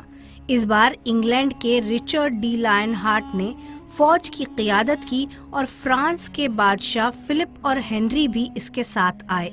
رچرڈ ڈی لائن ہارٹ نے مقدس شہر کو فتح کرنے کے لیے 3 سال سے زیادہ عرصے تک یروشلم کے قریب تنہا جدوجہد کی، لیکن صاحب عظمت صلاح الدین نے اسے کبھی یروشلم کے قریب پھٹکنے کا موقع نہیں دیا۔ صلاح الدین نے اپنی قمق اس علاقے کے قریب رکھی جہاں سیمیولز مسجد واقع ہے۔ آئیے کچھ وقت کے لیے اس تاریخی مقام کو دیکھتے ہیں۔ یہ ان تمام لوگوں کے لیے کئی صدیوں سے ایک فوجی چوکی رہا جو یروشلم کو فتح کرنا چاہتے تھے۔ صلاح الدین نے اپنی فوج کو موجودہ تل ابیب ہوائی اڈے کے قریب رام اللہ میں رکھا تھا۔ کنگ رچرڈ بیمار پڑ گیا۔ صلاح الدین نے اپنے ذاتی طبیب کو کنگ رچرڈ کے پاس بھیجا۔ آخرکار کنگ رچرڈ نے ہار مان لی، معاہدے پر دستخط کیے اور پھر لوٹ گیا۔ صلاح الدین، جو عربی میں صلاح الدین ایوبی کے نام سے جانے جاتے ہیں، مارچ 1193 کو دمشق میں فوت ہوئے اور وہیں دفن ہوئے۔ یورپی مورخین نے انہیں ایک عظیم اور پیکر حق پرست فوجی جنرل کے طور پر یاد کیا اور ان کی جرأت اور بہادری کی تعریف کی، حالانکہ وہ ان سے شکست کھا چکے تھے۔ مسلمانوں کو آج صلاح الدین جیسے لیڈر کی ضرورت ہے۔ اے صلاح الدین، اللہ کی آپ پر رحمت ہو کہ آپ نے اسلامی تاریخ کو ایک وقار بخشا۔ 1258 عیسوی میں عظیم عباسی خلافت تاتار کی وحشی قوتوں کے ہاتھوں مکمل طور پر تباہ ہو گئی۔ عباسی خلافت 766 سال تک قائم رہی۔ ترکی میں ایک نئے گروہ نے 1326 عیسوی میں خلافت کا اعلان کیا، جو بعد میں خلافت عثمانیہ کے نام سے مشہور ہوئی۔ محمد فاتح نے رومن عیسائیوں سے استنبول فتح کیا اور حضرت محمد صلی اللہ علیہ وسلم کی فتح کی پیشین گوئی کو مکمل کر دیا۔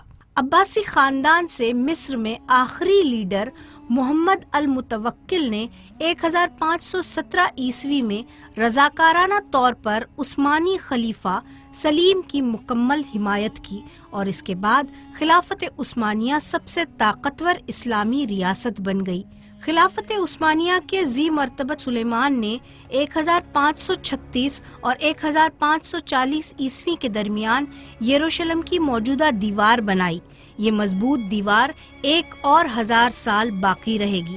یہ فوجی ہیڈ کوارٹر عثمانی خلافت کے عظیم سلطان سلیمان نے ہی بنائے تھے۔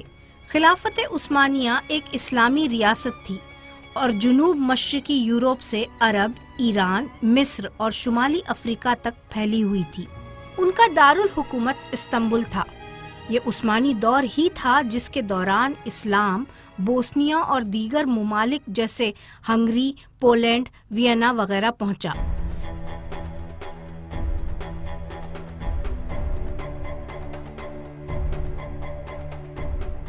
خلافت عثمانیہ اگرچہ ایک اسلامی ریاست تھی، لیکن یورپ کے لوگ عموماً اسے سلطنت عثمانیہ کہتے ہیں، جو کہ صحیح نہیں ہے، کیونکہ خلیفہ منتخب شدہ ہے اور ریاست اسلامی قانون کے ماتحت چلتی ہے۔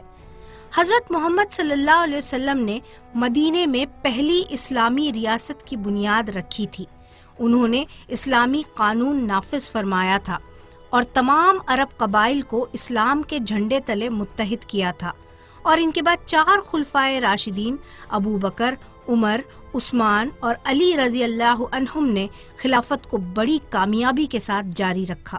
اس کے بعد اموی خلافت، عباسی خلافت، فاطمی خلافت اور عثمانیہ خلافت نے مسلمانوں کو ایک منتخب قیادت کے تحت متحد رکھا اور مسلم اقتدار ناقابل تسخیر رہا۔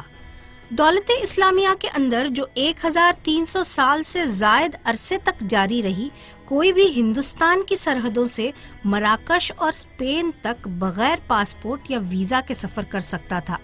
چونکہ حکومت قرآن و سنت پر مبنی تھی، اس لیے اگر خلفاء میں سے کوئی خلیفہ اچھا رہنما نہ بھی ہوتا تھا تو کوئی فرق نہیں پڑتا تھا، یہ اس کا ذاتی مسئلہ ہوتا تھا۔ چونکہ اسلامی ریاست ایک جسم کی مانند تھا، چنانچہ مسلمان اس سرزمین کے کسی بھی حصے میں کسی بھی قسم کے خطرے سے محفوظ رہتا تھا، قطع نظر اس سے کہ اس کی اصلی قومیت، ثقافت اور نسل کیا ہے۔ اسلامی حکومت ایک طرف مسلمانوں میں بھائی چارے کے جذبات کو مضبوط کرتی ہے اور دوسری طرف قوم پرستی، قبائلی شان و شوکت اور نسلی برتری کے جذبات کی حوصلہ شکنی کرتی ہے۔ بلا شبہ ایک متحد مسلم ملت ایک منتخب خلیفہ کی قیادت میں اور اسلامی قوانین کے تحت جو چلتی ہے وہ اللہ کی طرف سے دیے گئے احکام کے مطابق ہے اور جسے نبی کریم صلی اللہ علیہ وسلم نے نافذ کیا تھا۔ 1000 سال سے زائد عرصے تک مسلمان اقتدار، ثقافت، علم، حکومت میں قائد رہے، تاہم جب یورپ نے سائنس اور ٹیکنالوجی کو ترقی دینا شروع کیا تو مسلمان اس کوشش میں یورپی باشندوں کے ساتھ شریک نہیں ہوئے۔ انہوں نے تکنیکی طاقت کی اہمیت کو نہیں سمجھا، بلکہ اس کے بجائے ٹیکنالوجی کے میدان میں پیچھے رہ گئے۔ حالانکہ اسلام مسلمانوں کو علم بڑھانے اور علم سیکھنے کا مشورہ دیتا ہے۔ ٹیکنالوجی میں عدم دلچسپی کے علاوہ مسلمانوں نے تصوف کی طرف بڑی گہری دلچسپی کے ساتھ مائل ہوئے، مذہب کو فلسفیانہ رنگ دیا، قرآن اور سنت کے معانی کو توڑ مروڑ کر انسانی منطق کے مطابق بنایا۔ یقیناً اس طرز عمل نے انہیں بہت اچھے دانشور ضرور دیے، لیکن ان کی عسکری زندگی رو بتنزل رہی اور وہ مسائل کے حل کے لیے عملی نقطۂ نظر سے محروم ہونے لگے۔ مسلم اسپین کے زوال کے بعد سائنسی، تکنیکی اور طبی علم اسپین سے یورپ کے مختلف حصوں میں منتقل ہو گیا اور اسی علم کو یورپی سائنسدانوں نے اپنی ایجادات اور دریافتوں کے لیے بطور بنیاد استعمال کیا۔ یورپ کے تیار کردہ بھانپ کے انجن، بجلی، ریڈیو، ٹیلی گراف، بندوقوں، رائفلوں نے یورپی معاشرے میں سماجی اور عسکری طرز زندگی میں انقلاب برپا کر دیا، لیکن اسلامی ریاست کی بقا کی خاطر ان ٹیکنالوجیز کے لیے انہیں یورپ پر انحصار کرنا پڑا۔ جب 1798 عیسوی میں نیپولین نے مصر پر قبضہ کیا، مسلمانوں کو فرانسیسی ثقافت کا سامنا کرنا پڑا اور انہیں یہ ثقافت اس قدر پسند آئی کہ نیپولین کے مصر چھوڑنے کے بعد بھی فرانسیسی ثقافت کا تحفہ مسلمانوں کو بہت عزیز رہا۔ آگے بڑھنے اور تبدیلی کے جوش میں انہوں نے یورپی طرز زندگی کے حق میں اپنی ثقافت اور مذہب کو تک کمتر کرنا شروع کر دیا۔ پہلی جنگ عظیم مسلمانوں کے لیے تباہی لے کر آئی، جو اس سے قبل 1300 سال سے زیادہ عرصے تک اسلام کی قوت کے بلبوتے پر متحد رہے تھے۔ پہلے جنگ عظیم کے وقت یورپی ممالک کے درمیان فوجی طاقت کی تقسیم نقشے میں دکھائی گئی ہے۔ آپ دیکھ سکتے ہیں کہ خلافت عثمانیہ کو، جسے یورپی باشندے ترکی کہتے ہیں، وہ سب سے کم طاقتور تھا۔ 1908 عیسوی میں ترکوں کے ایک گروہ نے، جو تعلیم یافتہ تھے اور یورپ سے متاثر تھے، اتحاد برائے ترقی کے نام سے ایک جماعت بنائی اور خلیفہ عبد الحمید دوم کے خلاف بغاوت کی قیادت کی اور اسے معزول کر دیا۔ اس جماعت نے محمد رشاد نامی جس شخص کو خلیفہ مقرر کیا، اس کے پاس نہ کوئی طاقت تھی اور نہ اختیار۔ جب پہلی جنگ عظیم شروع ہوئی تو اس کے فوجی جرنیلوں انور پاشا اور طلعت پاشا نے خفیہ طور پر جرمنی سے وفاداری کے عہد نامے پر دستخط کر دیے، جبکہ وزیر اعلیٰ اور خلیفہ کو اس کے بارے میں کوئی علم نہیں تھا۔ خلیفہ اور وزیر اعلیٰ برطانیہ کے سر ونسٹن چرچل سے کہہ رہے تھے کہ وہ جنگ میں غیر جانبدارانہ رہیں گے، لیکن اتحاد برائے ترقی پارٹی کو پختہ یقین تھا کہ جنگ جرمنی ہی جیتے گا اور وہ اقتدار اور دولت کے ثمرات میں حصہ دار بنیں گے۔ جرمنی کے ساتھ صف بندی ایک سنگین غلطی تھی۔ خلیفہ کا غیر جانبدار رہنے کا موقف اسلام کے مطابق صحیح کام تھا۔ بدقسمتی سے اس کے اپنے فوجی جرنیل نے اس کی مرضی کے خلاف اقدام کیا۔ جنگ احد میں یہودیوں کی طرف سے محمد صلی اللہ علیہ وسلم کو مدد کی پیشکش کی گئی تھی، لیکن نبی صلی اللہ علیہ وسلم نے ان کی مدد لینے سے انکار کر دیا اور آپ صلی اللہ علیہ وسلم کا مقصد ان لوگوں سے اس لیے مدد نہ لینا تھا جنہوں نے بتوں کی عبادت کرنے والوں کے خلاف لڑنے کے لیے اللہ کے ساتھ شرک کیا تھا۔ خلافت عثمانیہ کی فوجوں نے یقیناً جرمنی کے اتحادی کی حیثیت سے جنگ لڑی۔ جرمنی کو شکست دینے کے بعد انگریزوں اور ان کے اتحادیوں نے خلافت عثمانیہ کی طرف رخ کیا اور انگریزوں کا بنیادی مقصد اسلامی ریاست کو ختم کرنا اور خلافت کو کمزور کر کے اس کے وجود کو مٹانا تھا، اور یہ سزا کے طور پر تھا کہ اہل خلافت نے جنگ کے دوران جرمنی کے ساتھ صف بندی کی تھی۔ اب انگریز مقدس سرزمین یروشلم کے راستے کی طرف متوجہ ہو گئے تھے۔ کیا یہ ایک اور صلیبی جنگ تھی؟ جنگ کے دوران فرانس اور برطانیہ کے درمیان ایک خفیہ معاہدہ ہوا جسے سائکس اور پیکو معاہدہ کہا جاتا ہے کہ اگر وہ جنگ جیت گئے تو وہ عثمانیوں کی زمین آپس میں بانٹ لیں گے، نیز یہ بھی کہ جنگ کے دوران برطانوی وزیر خارجہ آرتھر بلفور نے 2 نومبر 1917 عیسوی کو وعدہ کیا تھا کہ فلسطین میں یہودی برادری کے لیے ایک وطن کے طور پر ایک ریاست تشکیل دی جائے گی۔ عرب قوم پرستی فروغ پانے لگی تھی۔ عرب کے لوگوں نے اپنے قبیلوں، اپنے خاندانی نسب، اپنی ثقافت اور اپنے جغرافیائی حدود کی شان و شوکت بڑھانے کی سرگرمی شروع کی۔ بھائی چارہ اور متحد اسلامی ریاست کا اسلامی عقیدہ عربوں کے دلوں سے ختم ہونے لگا۔ وہ شکست خوردہ ترکوں کے خلاف بغاوت کے لیے تیار تھے، حالانکہ ترک فوجیں اب بھی ان کی حفاظت کر رہی تھی۔ یہی وقت انگریزوں کے لیے اپنے مشن کی تکمیل کا ایک مناسب وقت بن گیا۔ ایک برطانوی افسر سر ٹی ای لارنس نے عرب کے لوگوں میں قوم پرستی کے جذبات کو بھڑکانے میں اہم کردار ادا کیا۔ اس نے عرب رہنماؤں کو ترکوں کے خلاف تحریک دی اور انہیں ترکوں کے خلاف لڑنے کے لیے برطانوی توپیں فراہم کی۔ انگریزوں نے وعدہ کیا کہ مکے کے شریف کو، جس کا نام حسین تھا، پورے مشرق وسطیٰ کا بادشاہ بنائیں گے اگر وہ ترکوں کے خلاف بغاوت کرے گا اور انہیں عرب سے نکال دے گا۔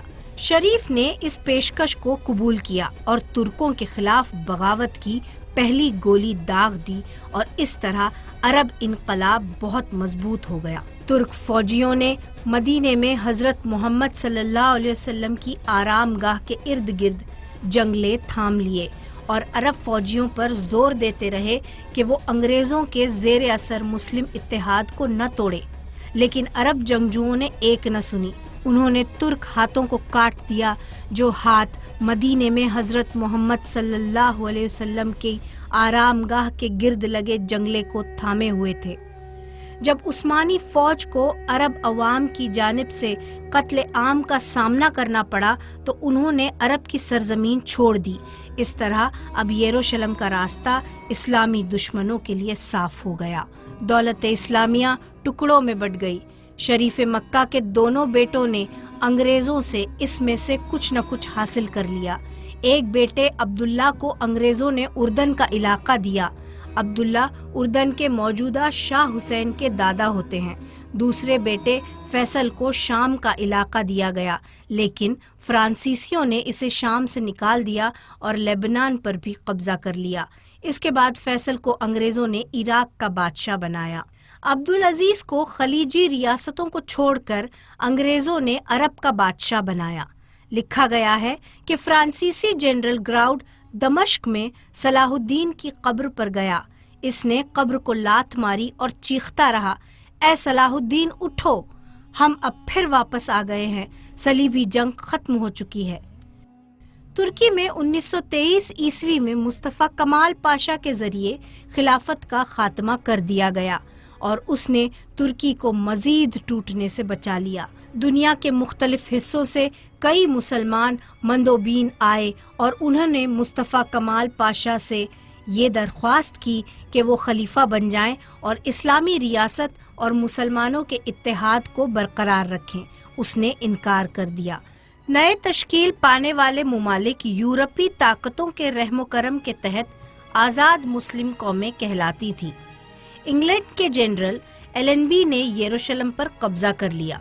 اسلام نے یروشلم کو 1000 سال سے زائد عرصے تک محفوظ رکھا تھا۔ اب یہ انگریزوں کے قبضے میں چلا گیا ہے۔ کیا یہ صلیبی جنگوں کا تسلسل تھا؟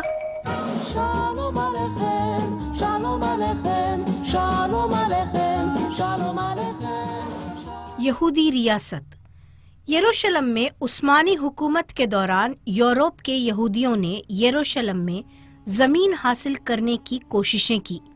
1882 عیسوی میں سلطان عبدالحمید ثانی نے ایک حکم جاری کیا کہ یہودیوں کو یروشلم میں زمین خریدنے کی اجازت نہیں دی جائے گی اور نہ ہی انہیں وہاں رہنے دیا جائے گا۔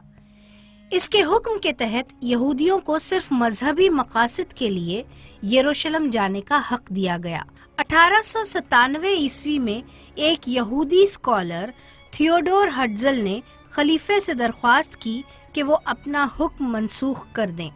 اس نے خلیفہ عبدالحمید ثانی کو جو پیشکش کی وہ یہ تھی: 150 ملین دینار دیے جائیں گے جو آج 2.5 ارب ڈالر کے برابر ہوتا ہے، فوجی جہازوں کی تعمیر کی جائے گی، خلافت عثمانیہ کے تمام قرضوں کو ادا کیا جائے گا اور یورپ میں خلیفہ کی اچھی تشہیر کی جائے گی۔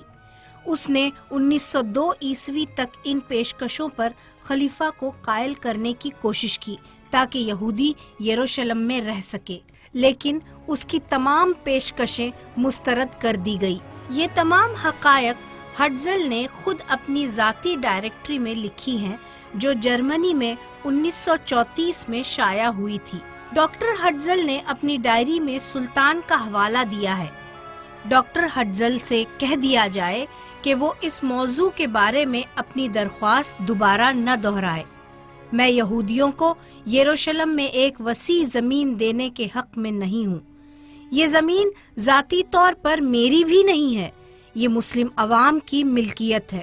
اس سرزمین میں مسلمانوں کا اور حضرت محمد صلی اللہ علیہ وسلم کے صحابہ کا خون جذب ہے۔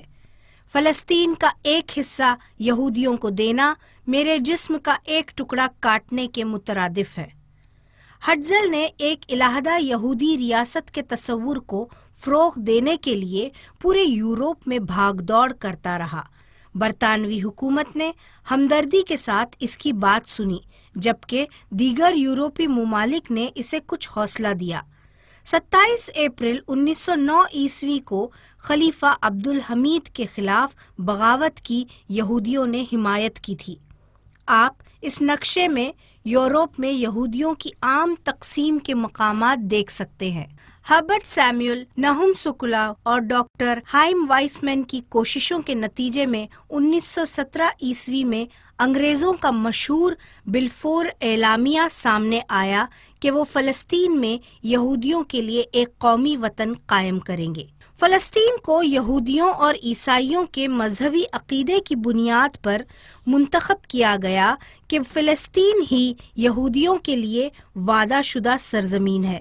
چنانچہ انگلینڈ کے ونسٹن چرچل نے صہیونی تحریک اور یہودی ریاست کے قیام کی حمایت کی۔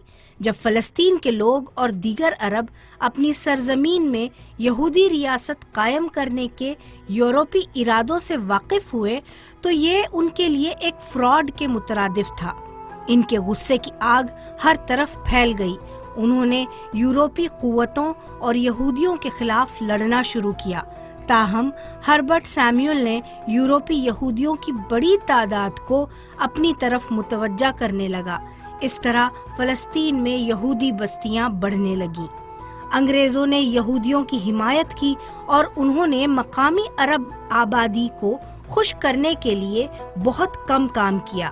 1925 عیسوی میں 21 عرب دیہاتیوں کا صفایا کر دیا گیا اور یہودی یروشلم اور مغربی علاقوں میں مجتمع ہوتے چلے گئے۔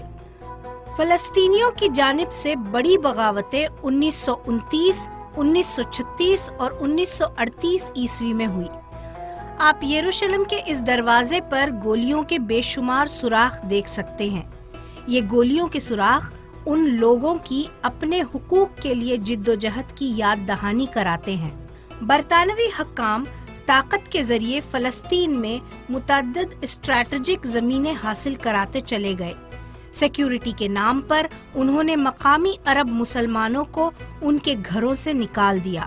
انگریزوں نے اپنی فوج میں 25,000 یہودیوں کو بھرتی کر لیا اور انہیں بہترین تربیت دی۔ یہ فوجی یہودی کی پہلی فوج کا حصہ بنے۔ 1947 عیسوی میں عرب مسلمانوں نے انگریزوں اور یہودیوں دونوں کے خلاف بغاوت کی۔ یہ تارکین وطن مسلمان عربوں کے خوبصورت گھروں میں داخل ہوئے، انہیں تشدد کا نشانہ بنایا اور بندوق کی نوک پر ان کے گھروں سے نکال دیا۔ جہاں کوئی خوراک تھی نہ پناہ گاہ۔ متعدد عرب خاندان شام، اردن، لبنان جیسے پڑوسی ممالک میں چلے گئے، یہ سوچ کر کہ وہ جلد ہی اپنے گھروں اور زمینوں پر واپس چلے جائیں گے، لیکن ایسا نہیں ہوا۔ جمعہ 14 مئی 1948 عیسوی کو بین گورین نے تل ابیب میوزیم میں اسرائیلی ریاست کا اعلان کر دیا۔ امریکہ کے صدر ہیری ٹرومین نے فوری طور پر اسرائیل کو تسلیم کر دیا اور عرب اور یہودی فلسطین کے قیام کی سفارش کی۔ ڈاکٹر وائزمین اس وقت امریکہ میں صدر ہیری ٹرومین کے ساتھ تھے اور انہوں نے صدر کو متاثر کیا تھا۔ عرب ممالک کو یہ صورتحال پسند نہیں آئی۔ یروشلم ایک طرح کے محاصرے میں آ گیا۔ انبیاء علیہم السلام کا شہر ایک بار پھر جنگ کا میدان بن گیا۔ مسلمان سپاہیوں نے بہادری اور گھماسان مقابلہ کیا۔ مسجد اقصیٰ کو آگ، گولیوں اور توپوں سے بچانا تھا۔ یہودیوں نے پرانے شہر پر قبضہ کرنے کی کوشش کی۔ مسلمان انگریز اور فرانسیسی خفیہ پالیسیوں اور سازشوں کا شکار بن گئے۔ ایک بار پھر ان کے ذہنوں پر مذہب غالب تھا۔ ان کا خیال تھا کہ فلسطین یہودیوں کے لیے وعدہ شدہ سرزمین ہے۔ 1948 کی اس عرب یہودی جنگ کے نتیجے میں یروشلم کی دیواروں میں 1000 گولیوں کے سوراخ بنے۔ اسلام کے بہادر سپاہیوں نے مسجد الاقصیٰ کو بچا لیا۔ مغربی کنارے کا پرانا شہر مسلمانوں کے پاس رہا، جبکہ باقی یروشلم یہودیوں کے پاس چلا گیا۔ فلسطینیوں نے اپنے گھروں، جائیدادوں، زمینوں اور انسانی حقوق کی بازیابی کے لیے جد و جہد شروع کی۔ 1967 کی جنگ میں اسرائیل نے اپنے مؤثر اور قابل فوجی قوت کے بل بوتے پر مزید علاقوں پر قبضہ کیا اور یروشلم کے پرانے شہر اور مغربی کنارے پر قبضہ کر لیا۔ اس جنگ کا نتیجہ مسلم دنیا کے لیے بری خبر لے آیا۔ یہودیوں نے دعویٰ کیا کہ ہیکل سلیمانی کی جگہ پر گنبد صخرہ کھڑا ہے۔ ان کا منصوبہ یہ ہے کہ گنبد صخرہ کو مسمار کر کے اس کی جگہ ہیکل سلیمانی کی تعمیر کی جائے۔ اسرائیلی ہیکل سلیمانی کی باقیات کو تلاش کرنے کے لیے مسجد اقصیٰ کی بنیادیں کھودنے میں لگے ہوئے ہیں۔ انہیں ہیکل سلیمانی کا کوئی ثبوت نہیں ملا ہے، لیکن کھدائی کی وجہ سے گنبد صخرہ کی بنیاد کمزور ہو گئی ہے۔ 100 ملین عرب مسلمان یہ منظر دیکھ رہے ہیں۔ مسجد کے ارد گرد رہنے والے مسلمان غریب اور بے بس ہیں، لیکن یہ وہ لوگ ہیں جو اپنی جان کی قیمت پر مسجد کی حفاظت کر رہے ہیں۔ کسی بھی وقت مسجد یا کمیونٹی کے لیے خطرہ ظاہر ہوتا ہے تو یہ بے بس لوگ اپنی جانوں کے ساتھ مسجد کی حفاظت کے لیے جمع ہو جاتے ہیں۔ وہ انحطاط پذیر اور غیر صحت بخش حالات سے دوچار ہیں۔ انسانی حقوق اور انصاف کے لیے ان کی جد و جہد جاری ہے۔ ایک نسل چلی گئی، نئی نسل پچھلی نسل سے زیادہ پرعزم ہے۔ وہ اسرائیلی فوجیوں کی گولیوں سے مرنے سے نہیں ڈرتے۔ یہ نوجوان مکمل طور پر لیس اسرائیلی فوجیوں پر پتھر، چٹانوں کے ٹکڑے اور کنکر پھینکتے رہتے ہیں، جس کی وجہ سے یہ ان نوجوانوں پر گولیاں چلا کر انہیں مار دیتے ہیں۔ یہاں ہے یروشلم کا مسلم اسپتال، جہاں تمام زخمی اور بیمار مسلمانوں کا علاج کیا جاتا ہے۔ اسپتال میں مناسب آلات اور سہولیات نہیں ہیں۔ اسرائیلی فوجیوں کی فائرنگ اور بے بس نوجوان فلسطینیوں کی ہلاکت پرانے یروشلم میں گویا ان کے نظام زندگی کا حصہ بن گئے ہیں، جہاں کبھی اللہ کے عظیم انبیاء علیہم السلام چلتے پھرتے تھے اور انصاف، ہمدردی اور راست بازی کی تبلیغ کیا کرتے تھے۔ اسرائیلی سپاہی اپنی مشین گنوں کے ساتھ مسجد اقصیٰ کے اندر بے تحاشا داخل ہو جاتے ہیں اور شوٹ کرنے کے لیے ان کی بندوقیں ہمیشہ تیار رہتی ہیں۔ آپ گنبد صخرہ میں مقدس چٹان پر اسرائیلی گولیوں سے بنے سوراخ دیکھ سکتے ہیں۔ مسلم دنیا کے تیسرے سب سے زیادہ مقدس مقام کو یہ لوگ کتنا احترام دیتے ہیں۔ کیا آپ جانتے ہیں کہ دیوار گریا مسجد اقصیٰ کی کمپاؤنڈ ہی کی دیوار ہے؟ آپ اسی دیوار گریا کے دروازے سے مسجد میں داخل ہو سکتے ہیں۔ ایک بار پھر یروشلم کا تنازع مذہبی عقائد پر مبنی بنا ہے۔ صلیبی جنگ کبھی ختم نہیں ہوئی اور آج بھی ایک مختلف شکل میں جاری ہے۔ مسجد اقصیٰ میں خوبصورت محراب کو ایک یہودی شخص نے جلا دیا تھا۔ یہ محراب صلاح الدین ایوبی نے بنایا تھا۔ اب یہودیوں کا منصوبہ یہ ہے کہ گنبد صخرہ کو مسمار کر کے اس کی جگہ ہیکل سلیمانی کی تعمیر کی جائے۔ کیا مسلم دنیا یہ منظر بھی خاموشی سے دیکھتی رہے گی؟ 1923 عیسوی میں خلافت عثمانیہ سے محروم ہونے کے بعد مسلمان بے اختیار ہو کر رہ گئے ہیں۔ تب سے ہی مسلم دنیا مسلسل ہارتی چلی جا رہی ہے۔ کیا یہی ہوتا ہے ہارنے کا طریقہ؟ اللہ کہتا ہے کہ مسلمان ایک ملت ہیں۔ مسجد اقصیٰ کو نقصان سے بچانا دنیا کے تمام مسلمانوں کا فرض ہے۔ آج دنیا کے کئی حصوں میں مسلمان ظلم، استحصال، ناانصافی اور اذیت سے دوچار ہے۔ بوسنیا میں مسلمانوں کو شاید اس علاقے کے عیسائیوں کی طرف سے تاریخ کے سب سے ظالمانہ اور غیر انسانی رویے کا سامنا کرنا پڑا ہے، لیکن مسلم دنیا نے ان واقعات کو پھر بھی خاموشی سے دیکھا۔ نبی کریم صلی اللہ علیہ وسلم نے فرمایا کہ ایک مسلمان کا ناحق خون بہایا جاتا ہے تو گویا وہ خانہ کعبہ سے بھی زیادہ مقدس قرار پاتا ہے۔ ان مظلوم لوگوں کی حفاظت چاہے وہ جہاں کہیں بھی ہو مسلم دنیا کی ذمہ داری ہے۔ آئیے ہم دعا کرتے ہیں، اے اللہ مسلمانوں کو ہدایت دے تاکہ وہ ایک قوم کی حیثیت سے متحد ہو جائیں۔ اے اللہ یروشلم کے مصیبت زدہ لوگوں کو ان کے انسانی حقوق حاصل کرنے کی توفیق عطا فرما۔ اے اللہ یروشلم کی پاک سرزمین کو امن کب نصیب ہوگا؟ اے اللہ ہمیں ایک ایسا رہنما عطا فرما جو ہمیں متحد کرے اور مسلمانوں کے عزت و وقار کی حفاظت کرے، آمین۔ ہم اس پیشکش کا اختتام امام احمد ابن حنبل سے لی گئی ایک حدیث کے خلاصے کے ساتھ کرتے ہیں۔ حضرت محمد صلی اللہ علیہ وسلم اپنے اصحاب سے خطاب فرماتے ہوئے ارشاد فرمایا، مستقبل میں یروشلم اور اس کے آس پاس کے لوگوں کا ایک گروہ دیکھے گا کہ لوگ قرآن اور میری سنت کو چھوڑ چکے ہیں۔ یہ گروہ پہلے قرآن و سنت کا مطالعہ کرے گا اور پھر دوسرے لوگوں کو بھی اس کا درس دے گا۔